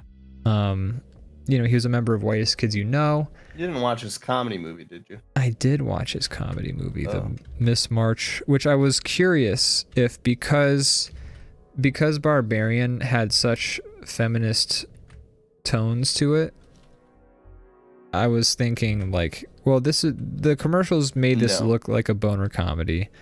Is this a parody of boner comedies, or is this just a straight up boner comedy? And it's honestly, it's not even either. It's like, if it's a boner comedy, it's really the least bonerific of all the, but like if you watch like a fucking American Pie sequel 10 or some shit like that, I'm sure like it's like boobs every 5 minutes and you're like, oh whoa, I don't even have to order porn, this is great. And of course you have to order porn, but you gotta pay a lot of money for the porn. I'm paying out the ass for porn. But like this movie, this Miss March movie had like, it had some boobs in it, but it never felt like like one of the pairs of boobs that it showed in it, I was like, I didn't particularly think it was like sexually appealing or anything like that. And then it was like played up for comedy like 2 seconds later. Like the whole scene was like made a quick shift from like here's breasts to here's a very funny moment. But like, so like it never quite felt like it was reaching the heights of the boner comedies that like we've known, like the American Pie spin-offs and like the fucking Euro Trip Van Wilder spin-offs and everything else that you can think of that they could turn into a boner comedy. Even the original American Pies. Oh yeah, the original American Pie is still very much a boner comedy, but like they really leaned into. They did, yeah. Where there's just like, there's hardly any story here. Yeah, kind it's just softcore. Yeah, it's basically like a softcore. Exactly, yeah. And this movie wasn't ever quite reaching that, but it was also like gross. It was gross, but it wasn't ever so gross where I was like, this is clearly like taking the piss. It was kind of like a boner comedy, but it was so tame compared to all the other boner comedies that it didn't ever feel like it was quite reaching that. And then it didn't ever do anything so ridiculous with the story where I felt like I was definitely getting some sort of send up of the genre. It felt like it felt like they were doing a boner comedy, but they were too embarrassed to do it all the way. Is what it felt like. The only joke I liked, well, that might not be true. There might be funny moments, but the one joke I remember liking from it, because I did see it, but I remember nothing. Okay. Is there's a rapper in it named HorseDick.MPeg. Yes. I just thought that was a great Played name. by Craig Robinson. Yeah, but .MPeg is like that part is. I don't care about the horse dick part, but the .MPeg is funny. Yeah. And that's a running joke throughout the movie too, is every time they see him like horse dick and he's like .MPeg. I'm like, that's funny. Yeah, there was like 3 or 4. Like there's like funny moments. You guys watch it in the bad movie night, or did you watch it like just on your own? Oh no, we watched it in the bad movie night. It was me, Austin, Kyle, my old roommate Vince. I think Leviathan Den was there for the latter half of it. Gotcha. There was like a couple of moments that were funny. Like there's a moment where the main character, or like one of the main characters played by the rest in peace Trevor Moore, he like meets up with Hugh Hefner, and Hugh Hefner like gives him a whole like life story, and then his character is like, wow, so you're saying if I had done this, then I wouldn't have given my girlfriend a seizure and stabbed her in the face a bunch. And then Hugh Hefner is like, okay, I'm kicking you out of my house now. And he just like says a bunch of like shit that has to do with the plot that is clearly ridiculous when you hear it, like just said so matter-of-factly, and that was funny. But yeah, just never really like Harold and Kumar. I got the vibes that it was almost going for a Harold and Kumar type movie. Yeah. But right. Harold and Kumar succeeded. Where this movie failed. Yeah, well, and I wouldn't even say this movie failed. This movie just like barely left the gate. I felt like I was watching a fake movie. You know? Yeah. Yeah. It feels like a parody of a movie. Yeah, I feel like if like Netflix were to do an April 1st thing and like release a bunch of fake movies to watch on their service. That'd be expensive. Like, yeah. But I would love that. I mean, what was it? Was it Netflix like a year or two ago that just did Will Arnett? Like, yeah, I loved that. That was really funny. What was it? I forget what it was.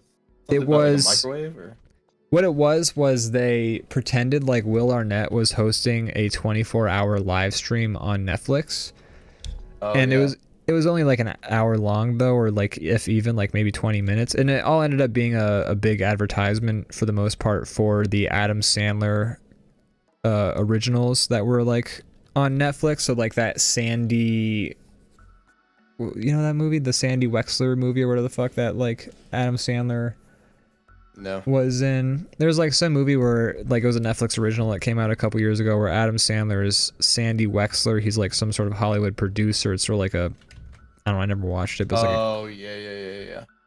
and it was a bit. In the end, it was all a big promo for that because like there's like but like it was basically like Will Arnett was sitting in a chair. There was like a countdown saying how long Will Arnett had been live, and like you start it, and it's like a pre-recorded like 20 minutes of footage or whatever, but like, you know, it starts quote unquote like hour 16 or something like that, and he just looks haggard, and his voice is like so shot because he's just like supposedly been streaming the whole day, and he's just like watching a microwave. He's like, yeah, you know, sometimes you press those microwaves and the buttons beep a little bit louder and it's aggressive, just like saying random shit. And I thought it was very funny. Like if you stuck with it, it was very funny and enjoyable, even though it did turn into an Adam Sandler ad at the end. It was still funny in the long run, and I enjoyed the wackiness of it. Yeah. Speaking of Will Arnett, I've been listening to Smartless, which is a podcast with him and Jason Bateman and Sean Hayes, right? Yeah. And it's great. I really like it a lot. It's fun. So I don't know. They don't need my help, but I don't have any help to give. There you go, folks. Don't check us out. Check out Smartless on Spotify. Well, it's pre-recorded, so don't listen to it now. Go stop listening to us. We have nothing of value. Turn this off. Go listen to their show.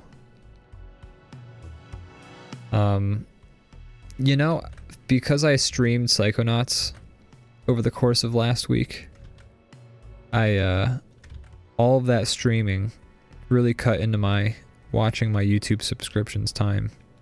You have a lot of backlog. I had a lot of backlog. I finally got through it like yesterday / into this morning. I need more good subscriptions that I actually like. Because I burned through mine too quick. I don't have a lot. This one guy I follow, his name's Real Civil Engineer. He's he's like Australian, I want to say. He's got an accent. The fact that he has a real in the title makes me doubt it. Yeah, it really. Yeah, I mean, and he doesn't act like like. Basically, what he does is he plays like management sims or like games like Polybridge, where you have to like build bridges.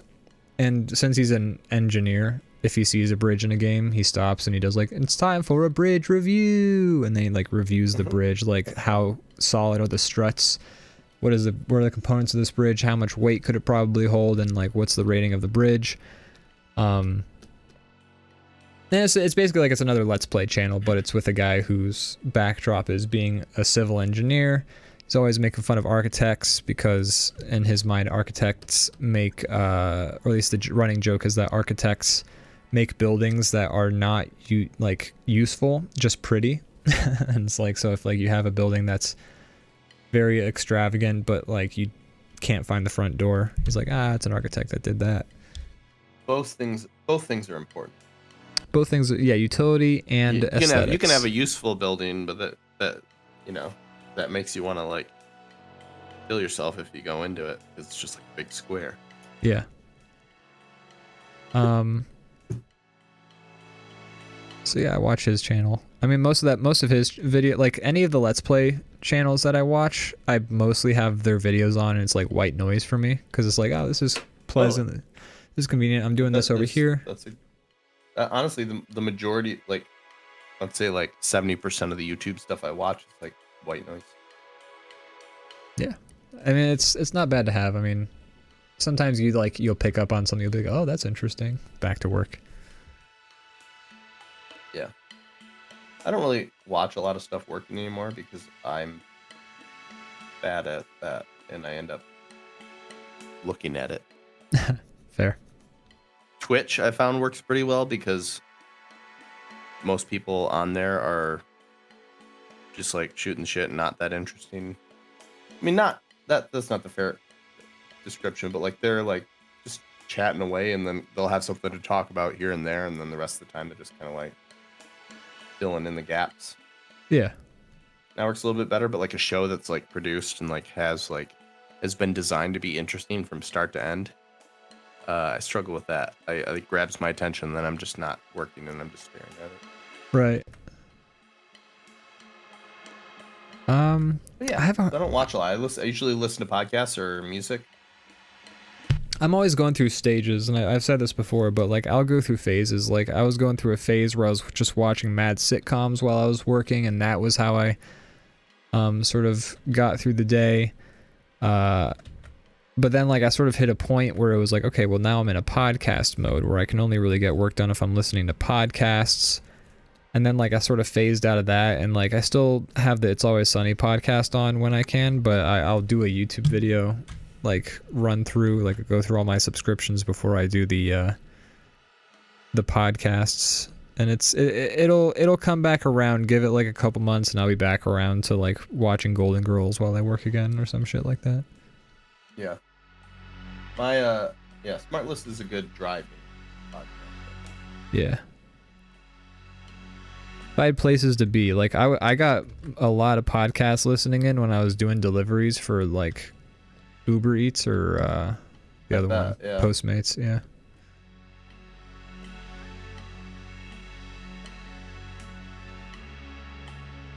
I'm trying to figure out where I can go with this Blobfish Man.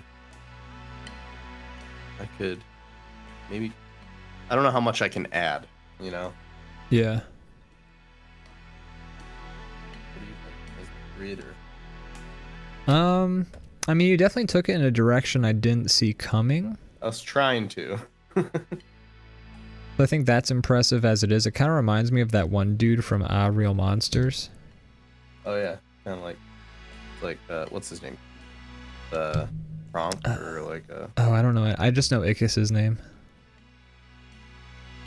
Because they had like the weird hoop lady going like Ickis. Because her voice the was one weird. That was like one of the main three. Yeah. I just know Ickis's name. I feel like her name's like Lydia or something, but I don't know if that's true. Lydia sounds about right.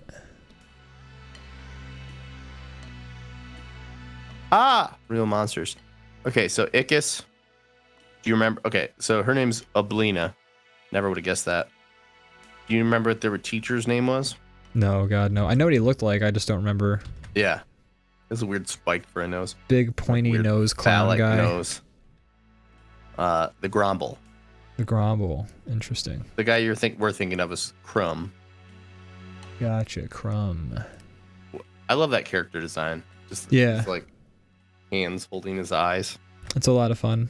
Klasky Supo was definitely not afraid to just like go all the way with some ugly character designs and just be like, this is the design of the character. This is the show.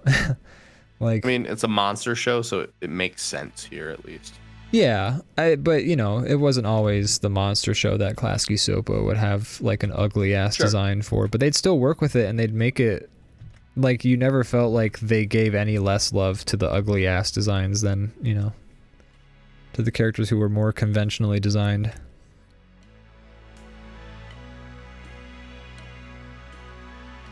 Yeah, my guy does look like Crumb's like uncle. I always remember from that. I have that show on DVD. It's still in the plastic wrap because like I don't have a DVD player.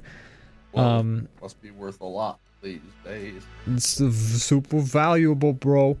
But I do remember from that show there's a scene where they're talking about something like, oh, the people who live, the humans, they do this above ground. And then the one guy's like, oh, you're pulling my leg. He's like, no, I'm not. And then Crumb goes like, no, for real, you're pulling my leg right now. And then he just like pans down a little bit. He's like got his leg and he's just like tugging on it. And he's like, oh, whoops. And it's not like a particularly amazing joke. That's like the last thing I ever remember from that show. Yeah. Stuck with you. You were like, this is the peak of comedy. Yeah. I will never forget this as long as I live. I'll never not think about this when people talk about legs or their pulling.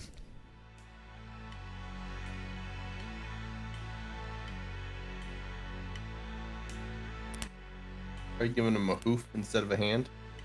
Yeah, I'm trying to turn him into a cow instead of Bowser. That's fine. But I gotta find the spots that I've drawn over and the spots that I haven't.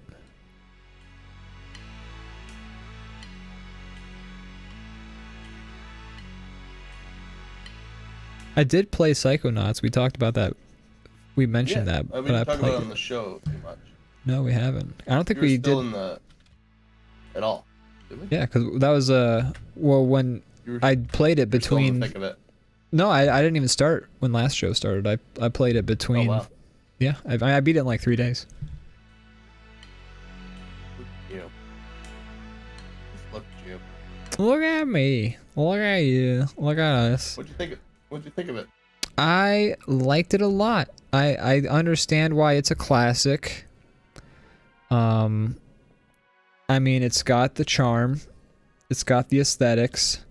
It's got solid enough gameplay, and it's actually fun, and it's engaging.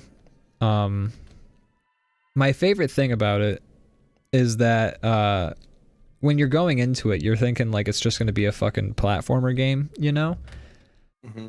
But a lot of the gameplay is more like a point and click adventure game where you have to like use these items with the right guys to like move forward and stuff like that. With it coming from Double Fine, like for sure, yeah, that's like their bread and butter. Is point and click, right? Yeah, but it was nice. It's nice to see the point and click formula applied to a different gameplay style, because it's like you forget like, oh, you can actually like, you don't have to do a stuffy like point and click game to have these same mechanics for like puzzle solving. You can still have a game that's an otherwise very fun platformer where occasionally you just have to solve a puzzle with an item you've collected along the way. And I think that is a really inspired thing that I haven't seen any games do since or before. Yeah, that's fair.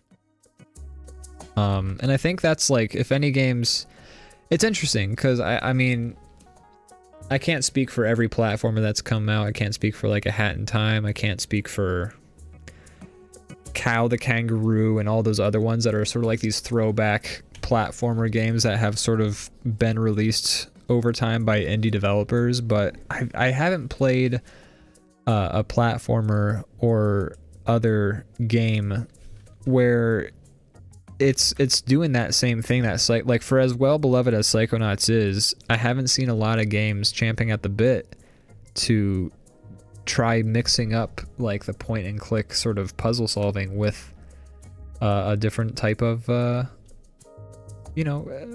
genre of game. And I'm like, I would be okay with more of this, especially with the platformer combo. I think really works well. Yeah. It might work less with a first-person shooter or some shit like that, but right. There's still point-and-click games to this day, but you don't see a lot of like the hybrid.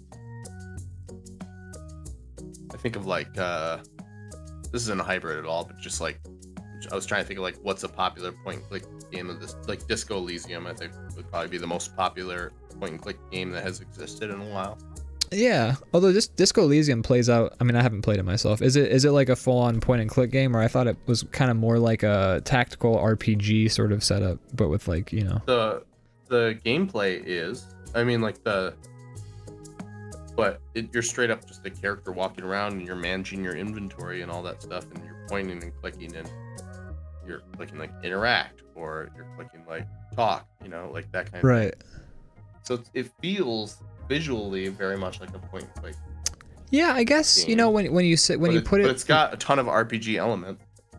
When you put it like that, I mean, I guess the main thing.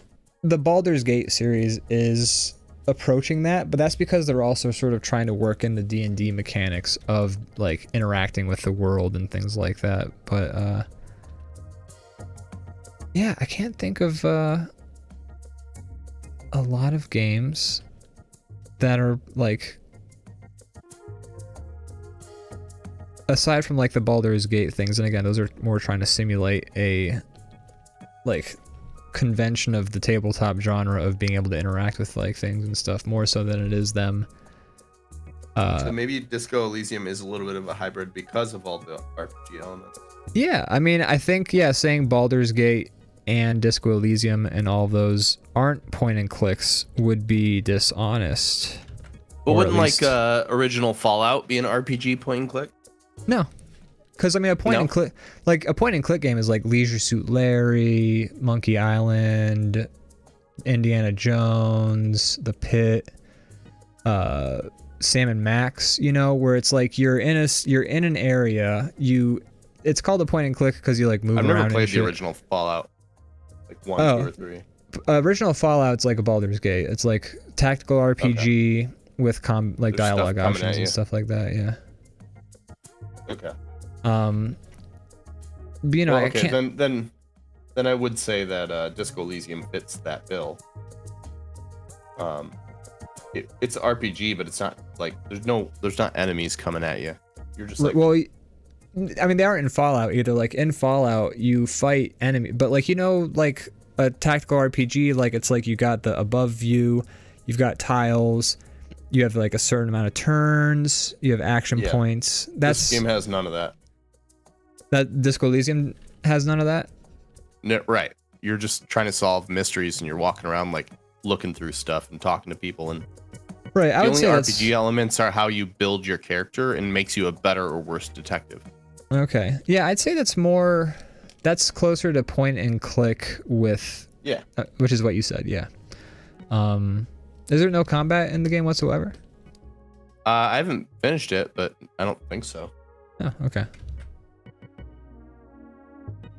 I just sort of I always assumed that Disco Elysium was basically Fallout's gameplay, but you know, with updated systems. It's mainly mechanics. like you're solving a mystery and you're wandering around looking for clues. Okay. And you're talking to people. And Yeah, your that sounds... character is just like this, like your character's like this incredibly disturbed alcoholic, and you're like, to the point where you don't remember your name at the beginning of the game. Jesus. You're trying to like figure that out too. So yeah, I would say there's a lot of comedy baked into it. It's a great game. Recommend it. Yeah, I mean that definitely sounds more like at least closer. Like if it's not exactly, it's definitely a hell of a lot closer to like a point and click game than a lot of the others. How many point and clicks would you say you've played? Because they're also a very contentious genre. I've played a few. I played like I think it's called The Dig. The Dig. I called it The Pit, but I meant to call it The Dig. You called it The Pit, and that's what I thought you meant. And I was about to say The Pit, and then I'm like, wait a minute, that's not right. Yeah. I played the Dig, and I played one of the Indiana Jones games, and I played Full Throttle. Oh yeah. Grim Fandango? Yeah. No, I started it. I never did it, but it's a great game. Yeah, I'm in the same boat though. I've started it, but I never finished it. What about Myst? I played Riven. Okay, interesting. Which is a sequel to Myst. Yeah, I've played Myst, and then I borrowed my buddy's copy of Riven, but my computer was too new, so it would not install. I'm not sure how fun it would be, but they released the original makers of Myst made a VR version. I'm like, yeah, a fun way to play it, but I also don't know. I'd be willing to give it. I mean, I played Myst through. Just gotta get Austin to buy it, and then I can use his. And he will, because he has VR now. Is it on Game Pass? I don't think there's any VR games on Game Pass. I know. I thought there was at least a newer release of Myst on Game Pass. I guess it might not be the VR version. Yeah. But yeah, I mean, I played Myst. I want to say like 5 years ago, 6 years ago, something like that. Cause like I'd played it as a kid and I'd never beaten it, and I was like, I'm gonna do it. I'm gonna beat this game. So I did. I'm gonna mess this game up, and I did beat it. And it would be fun to play through it with like modern mechanics, like being able to actually like look around and updated graphics and things like that. I don't know. Yeah, I'll have to read some reviews and see if it's worth it. Yeah, I know that they released a version of Myst sometime like a couple years ago, and that I was really interested in checking out, but then everyone was like, this fucking thing is so buggy. I got like a frame rate of 1, and I was just like, well, guess I'm not playing that one. A game that was originally photos that you move around in? Well, yeah, like, the frame rate's bad. Like, what did you do? They made it real time. They like fully 3D modeled the island.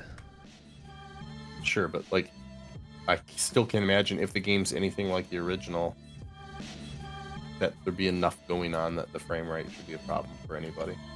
Yeah, I mean, that was definitely a spoke to because you're moving around an empty space. You're not like, there's not like stuff moving around and like you know, like there's not things happening that would require a frame rate to be high.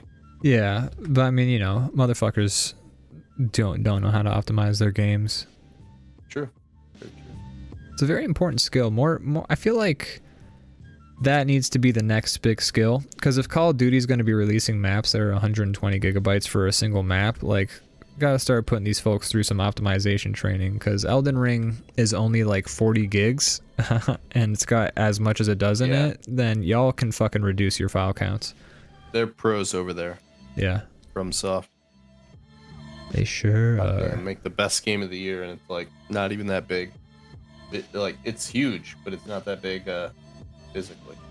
Also, nobody thought it was actually going to come out until like a month before it did. Like, that Elden Ring was awesome. Like, it just came out, and I was just like, I'm gonna play this, and it was amazing.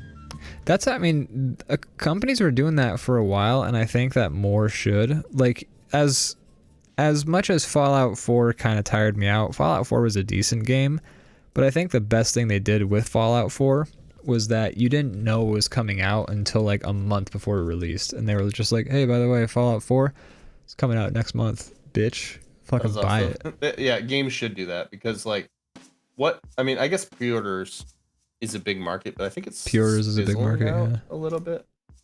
It's not fizzled out enough yet that they're going to ever stop, but yeah. But I think that's the reason. It's like pre-orders is where they get a lot of their money. Pre-orders are huge. Like, if you look at the games that are successful and that actually release, pre-orders make up a huge chunk of those sales. And that's fair. I mean, I'm not against that, as long as the fucking game comes out. Which, by the way, we've talked about this game sometimes in the past. But I know what you're gonna bring up, because I just saw some news about it being like up in the air, and I was expecting this almost more than I'm expecting it to come out. Like, go ahead though. I'm cutting. What game do you think we're gonna talk about? Are you talking about the You're correct. The day after tomorrow or whatever. The day before. Yeah. So it's this game that, like, even when I've like discussed it, I'm like, it looks amazing. It looks like my type of MMO. I don't think it's going to ever happen.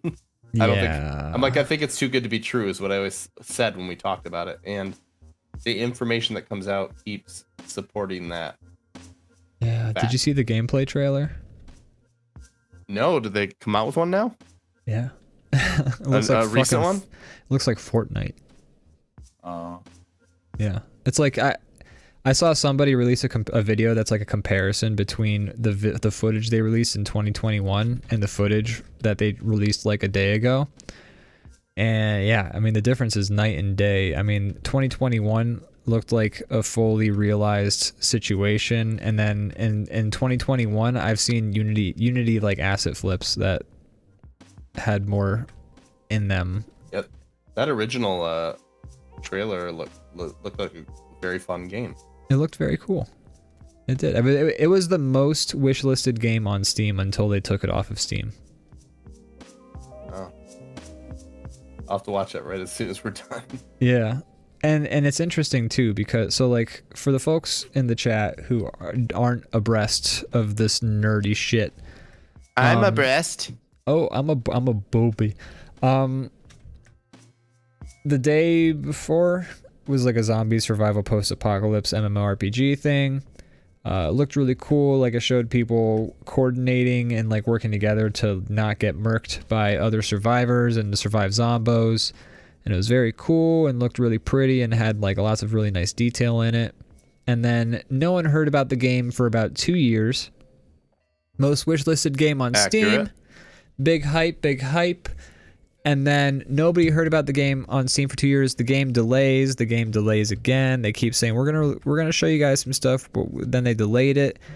Then they did an interview for IGN where they said that they were dealing with some copyright issues, but even if they weren't dealing, like those copyright issues were kind of convenient because they were already planning to delay it again.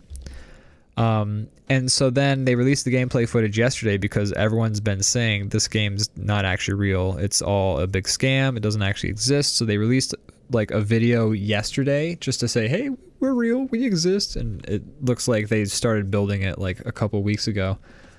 But people said that it probably wasn't real, and they delisted from the Steam store because they said that they had failed to actually obtain trademark and copyright for the name of the game.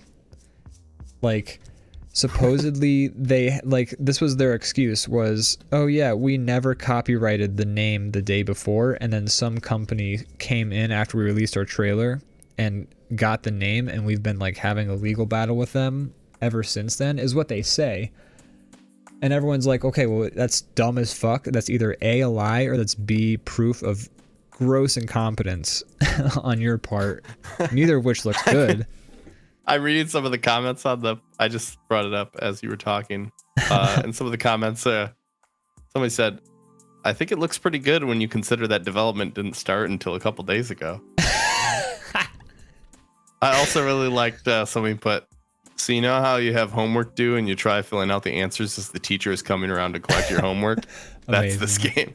And that is what it looks like. It looks like nothing like That's so fucking true. Like the original thing that came out years ago that looked awesome.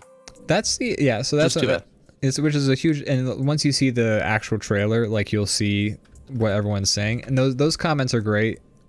And it's interesting because like YouTube comments are either the most deranged fucking thing I've ever seen, or they're the funniest thing I've ever seen. Like, there's no in between where I'm just like, oh, that was some trash mixed with some like, it's either fucking garbage comment section, or it's like a really, really funny comment section, like the people in that video. And it's never in between. But yeah, those comments are right on the money. That's exactly my thought on it. I was like, wow, this is like when I fucking did an assignment on the bus to school. Yeah, exactly. That's funny. That's too bad. I'm not even like that disappointed because I saw it coming 100 miles, so like 100. Yeah. You know, I every time we talked about it, I'm like, it looks amazing if it's, you know, it lives up to the hype, or if it's real. Putting your faith in an MMORPG is a huge gamble. Man, one of these days, one's going to come out that is just like what I want. Yeah. But it hasn't yet in the history of gaming. I hope the Riot MMO is good. I mean, and Drew wants to play it, and it'd be cool to play that with Drew. Yeah. But we'll have to see. He digs into a lot of MMOs. But I've gone down the rabbit hole with him on a few, and it's always fun, at least for a little bit. It's always hard giving him the, like, telling him that I don't no longer like it. Yeah. And he's like, "Aw," it's like breaking up with him, even though we're still friends. I'm like, yeah, sorry, man, I'm not gonna play this game with you anymore. That's very real. Like, okay, I understand, man. Everyone's gone through that talk with somebody. Like, hey, I'm sorry, man. Look, I uninstalled the game last night. Oh no. It's not you. It's the game. It's the game. But if anyone's gonna be able to actually deliver on a MMO, it's gonna be like one of the most profitable game companies out there right now. Sure. So I think that could be fun. I mean, I talked with Drew about it, and I'm like, yeah, if this shit's good, let's do it. What was it called? I forget. Oh, there's no name for it. It's just the unreleased Riot MMO right now, I think. Got it. It's funny. Me and him were playing. Not me and him specifically so much, but he was playing a lot of Lost Ark, and I was playing some of it too, and I was enjoying it somewhat. But then he was like, "Hey, I want to." He was into it way more than I was, so he had like left me in the dust, which is fine. We weren't like playing together. He didn't like, like cheat on me in game type thing. But right. He was way ahead of me. He's like, I want to be able to play with you. So like complete this portion. Where are you at? And I told him where I'm at. And he says, okay, complete this portion and then we can play together. And he's like, all you have to do is this little part. right here, and then you will be able to play together. It'll take you about an hour. And I'm like, you got it. So I hopped on and I started trying to play this part, and it just took forever. And it was like 4 hours, and I was just like, the whole time I'm like, it's got to be over any second. Like Drew wouldn't do this to me. And then finally I'm like, I just like was like frustrated with how long it was taking, and I like turned it off, and I eventually told him, I'm like, hey man, I'm burned out. I did not complete that part, but I spent like 4 hours trying to beat it just to get to the part where we could play together.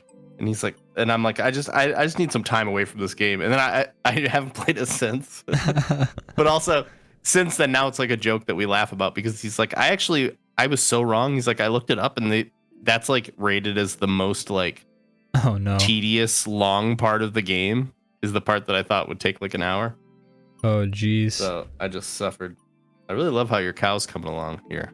Thank you, I appreciate it. I like your guys really coming along nicely too. My guy's just a weird blob man crawling out of a hole with a knife. I like to think of him as Crumb's father. He is. Why does he have a knife? Well, it was a different generation of monsters. They used to scare in a different way. You ever hear that saying where it's, I am a warrior, so my son could be a merchant, so his son could be a poet? My hands look like this so that her hands can look like this. Is that a meme that goes around? Yeah, but it's like a farmer's hands, and then it's like a lady's hands that are all like... Of course. And there's like some stomp clap playing in the background going like wow wow wow wow wow wow wow. Probably. Sponsored by Bush Light. That's right. And then you know, he's from a different era of monsters. Back in the day, they used to like, they'd appear while you're sleeping and like, you know, gut you in like a dramatic fashion. This is and then you got like the Monsters Inc. version where they're like, oh, don't touch them. That movie's great. The concept's great because it's like, it explains why they're non-violent. They're like actually scared of the. Like why you see the monster in your closet, but you never he never attacks. It's pretty clever. It's pretty clever. That's what when Pixar was at their best. Yeah, when Pixar was at their best. They were actually trying to come up with something that would be like a super interesting concept versus just like, all right, let's gonna make some dough. When we did Dungeons and DrawBombs, we joked a little bit about the movie Inside Out, but like psychologists all agree, like Inside Out's like portrayal of how our brain handles like the memories of the day and how it like sorts them into short-term, long-term, and like when you go to sleep, it like takes like stock of your memories from that day and like starts sorting them in your brain and shit like that and kicking out the ones that they don't have room for. Like psychologists have all said like, no, that's like legitimately what your brain fucking does at night. Like this movie is insanely accurate while also being a complete personification of the entire process. And it's a good film to use if you're working with a child like with depression. Like that's entirely what the movie is. Yeah. But that's not super. I mean, it's not new, but it's also not. It's in like the older years of Pixar. I mean, it's not modern day Pixar, but it's not like. I mean, they were already doing their sequels at that point. They'd already done a few Cars. Yeah. By that point, Inside Out is sort of on the waning of Pixar's legacy. We're also not trying to argue that Pixar is just like only making shit now. Like they pop out a good one every now and then. I like Coco. Oh yeah, Coco was good. What else have they made? I don't know. I didn't see the newest 1, 2, or 3 movies. Were they Turning Red, or was that Disney? I can never tell anymore. They're blending into each other. They're owned by each other. They are owned by each other. Who cares? I hate to say it, but Pixar was the best when Apple owned them. Yeah, Pixar they were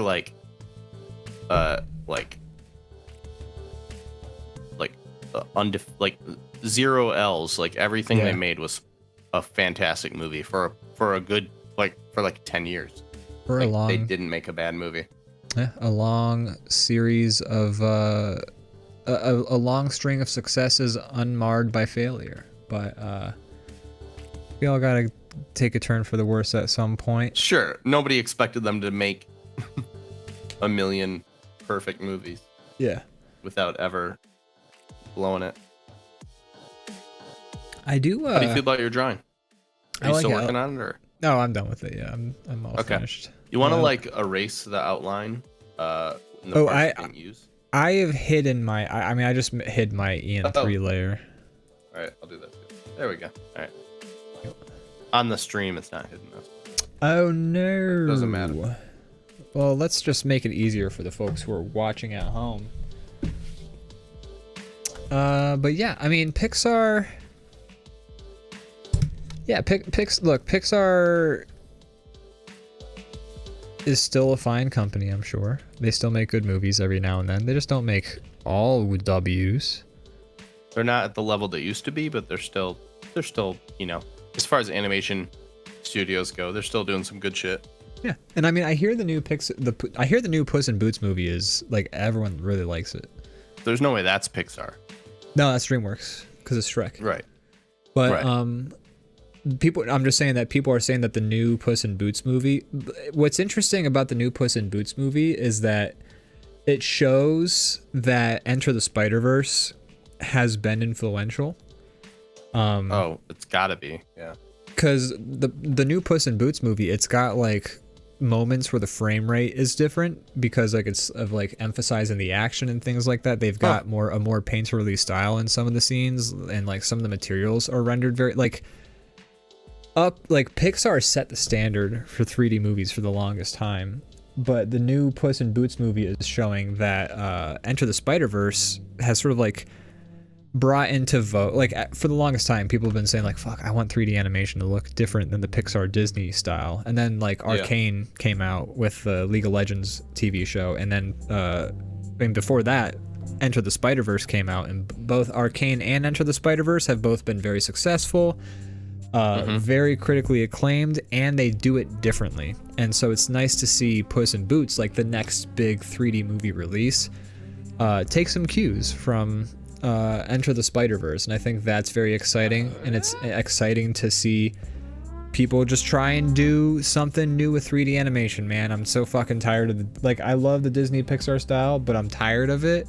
I'm ready for some new, and like also like, you know, Love, Death and Robots has some new ways of doing 3D animation. Like there's a million different ways people could do style. And real quick, Jenny B. Jones, thanks for being our new best friend. We appreciate it. Thank you so much for the follow. Us. Much appreciated. Clearly you feel strongly about Pixar and the level of quality. You're like, oh, gotta follow. I want to hear more of this. Gotta hear these motherfuckers talk about Pixar. I know we are wrapping up, but before we go, real quick, I just wanted to go down the line. You mentioned Coco is one you like. I'm trying to think. So going back, I feel like Luca. Just going down the Pixar list, there was they didn't miss until arguably Cars, but that I wouldn't call that a miss because it was like probably one of their most like. It depends who you're questioning, who the audience is, because kids loved Cars. Like that one probably made more money than any of the films up to that point. So, but the charm of Pixar is that up until that point, a 3-year-old and a 30-year-old or a older could watch one of their movies and love it equally. Yeah. Cars, it was for kids mainly. So here's the thing. I can't speak with experience. I've never watched Cars, so I can't say like Cars was really the mark of the decline. The first one's not as offensive as what came after, but what I can say is that Cars was the first movie they did a sequel for because they got mad fucking money from Cars. Well, no, they already had Toy Story 2 out.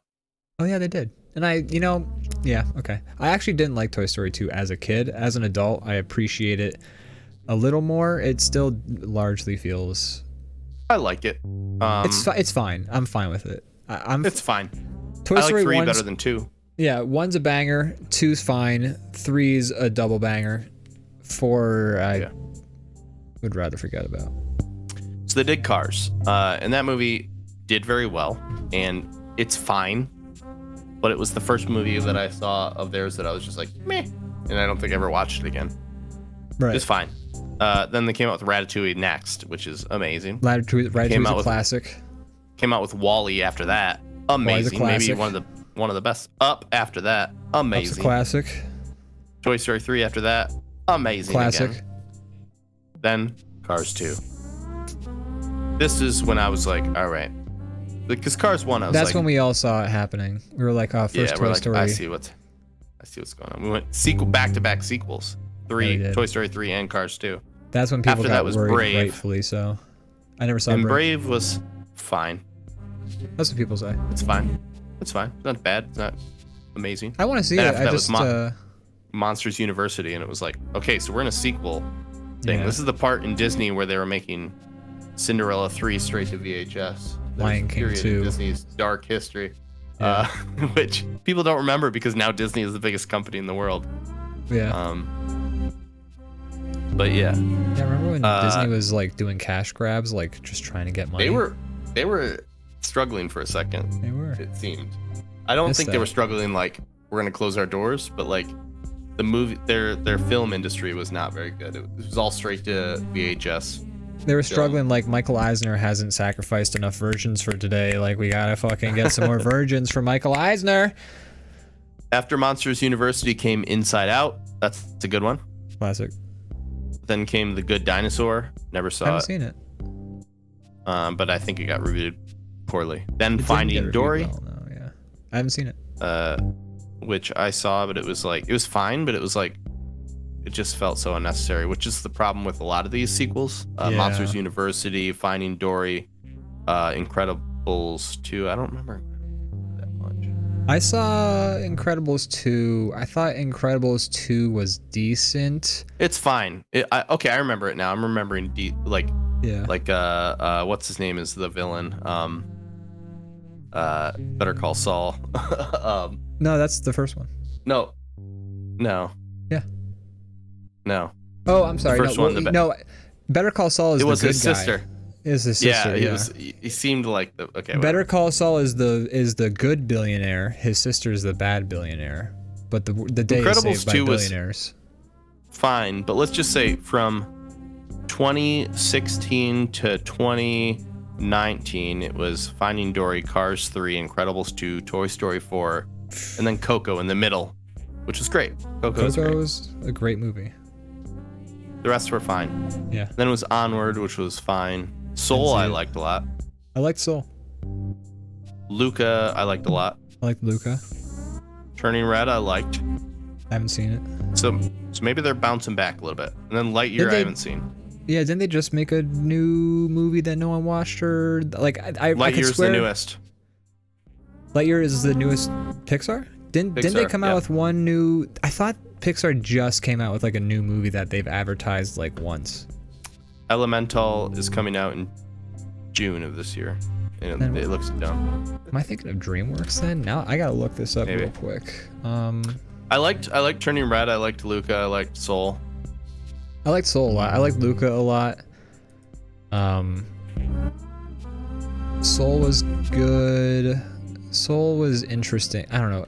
I have mixed feelings on Soul, but for the most part, I enjoyed it. Hey, but here's the thing though. Look out for June 14th, 2024, because Inside Out 2 is coming. Are you serious? Oh, I'm serious, baby. God. Well, here's the thing. In Hollywood, there is the classic... The goal is to make money. Well, there's just the classic saying, one for me, one for you. Sure. Where you do the one that you want to do, and you do the movie that the studio wants to do. Here's also the thing to remember. I mean, we can all be disappointed as consumers, who are just watching the films. But from the time, I would say when it started to spin out into sequels around, looking at this, it was around 2011. After that, it started to spin out in the sequels. But before that, the gaps between the films were like Toy Story 1995, Bugs Life 1998, Monsters Inc. 2001. There's like 2 to 3 year gaps. When they started to get to the point where they're doing sequels every year, they were making movies every year or twice a year. They were making 2 years. 2 movies came out in 2017. Things. Although it's interesting to see that Cars 3 came out in 2017, and then like 3 months later, Coco came out, which is very interesting because one that we could all argue maybe we didn't give a fuck about, and then Coco, which I think people generally agree was a really good time. If you're putting out a movie twice a year, then yeah, it's gonna be hard to make quality all the time. Yeah. Before that, they're doing like every 2 years or every other year or every year. But interesting. Anyways. Yeah. Gosh, what a side. What was even like was there a through line for that, or did we just end up going down the? Your cow was driving a car, so we started talking about cars. Right. No, I don't think that was actually it. I don't know. I don't remember anymore. Anyways, Brandon. Ian, do you have anything to plug? Critter Cam 3, it's coming out very soon. Once this stream ends, I'm gonna, if Brandon doesn't have to leave right away, I'm gonna show him a preview of what I got so far. I think you should do that. But Critter Cam 3, I'm trying to get it out by Wednesday. Go to the YouTube. That's my plug. Go to the YouTube. Probably Ian's plug. A lot of quality stuff there. A lot of things we do here live. Ian's been cutting down into great videos that are a lot more consumable than us sitting around bitching about Pixar for 3 hours. Turns out YouTube is really pumping the shorts, you guys. So I've been putting out a short every day. And the shorts, I think, are nice for somebody who likes the channel, but who, maybe you don't want to watch a 30-minute video to see some of the funnier jokes. We don't have as many like small bite-size videos as some channels do, so it's nice to have shorts. Yeah. So the shorts are just basically, and like I hate the vertical format, but until it dies, hopefully it dies. Shorts got to be in that format, but they're vertical little slices of moments that I consider digestible highlights of our animations. And also, if you folks want, DrawBomb is now 2 channels. It's the DrawBomb Animations channel, just known as DrawBomb, and then it's the DrawBomb Live channel. And then we've split like an amoeba. That's right. We've mitosis just popped in half.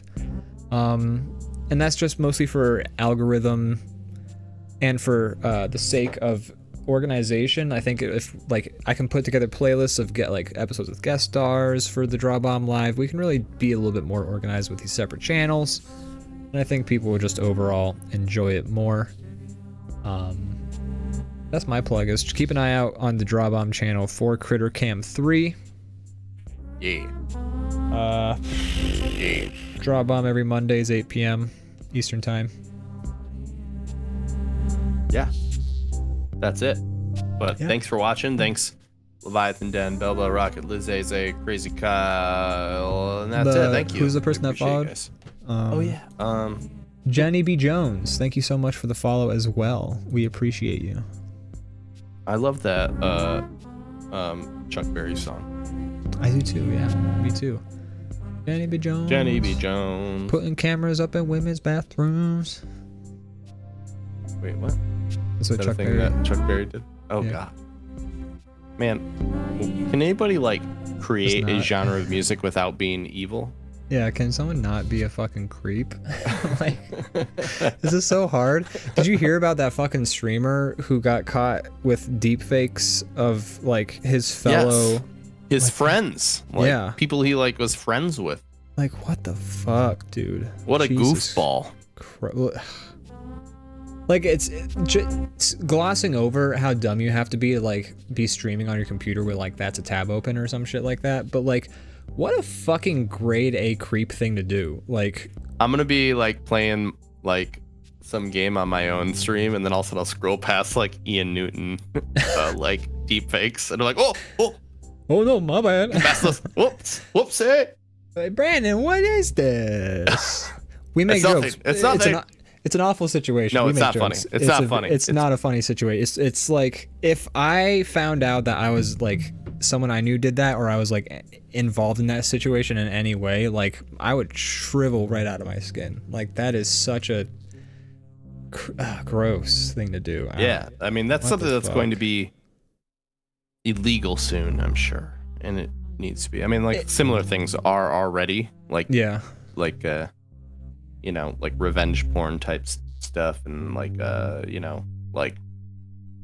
porn without consent, and that's what it is, whether it's made by a computer or not. It's fucked up. Yeah. But this is a whole nother topic. The show's over. The show's over. My God. Yeah, let's get into another heavy topic while we're closing out. Let's do it. We're just right off the heels of us talking about which the Pixar's decline. We're covering all the topics today. Justin Roiland's a creep. Best Pixar movie. Atriox a creep. We're doing great. People love this show. Yeah, this show's for nobody because we're so spread out amongst every topic in the world. The moment it's like, let's talk about something relatable and then talk about something not relatable at all. Yeah, the moment you're having a good time, snap back to reality, whoop, there goes gravity, you know? Yeah. Mom's spaghetti. Mom's spaghetti. Mom's the word. Folks, once again, thanks for being here. Jenny B. Jones, so sorry you joined in at the last couple minutes. Yeah. We really appreciate you being here. And sorry about that. Glad we gave you some laughing emojis. We hope that means you found at least these 5 minutes entertaining. Yeah. Go ahead and give us another try next week. Maybe be a little bit more consumable. We're always on 8 p.m. Eastern time zone of the United States, and sometimes we stream and just get real unhinged playing video games and just get what you're seeing now is like this. The video game streams are a worse version of. Yeah, so if that doesn't sell it, I don't know what does. Yeah. We're so good at selling ourselves. Yeah. We're so Quality good. We're gonna go now. We should go. All right, time to go. Okay. So long. Oh, bye-bye. Bye. Oh, Bye-bye now. bye. Oh. Have a great week. See you Monday. Bye. Don't let the mouse get you. Oh, boy. Oh boy. Oh.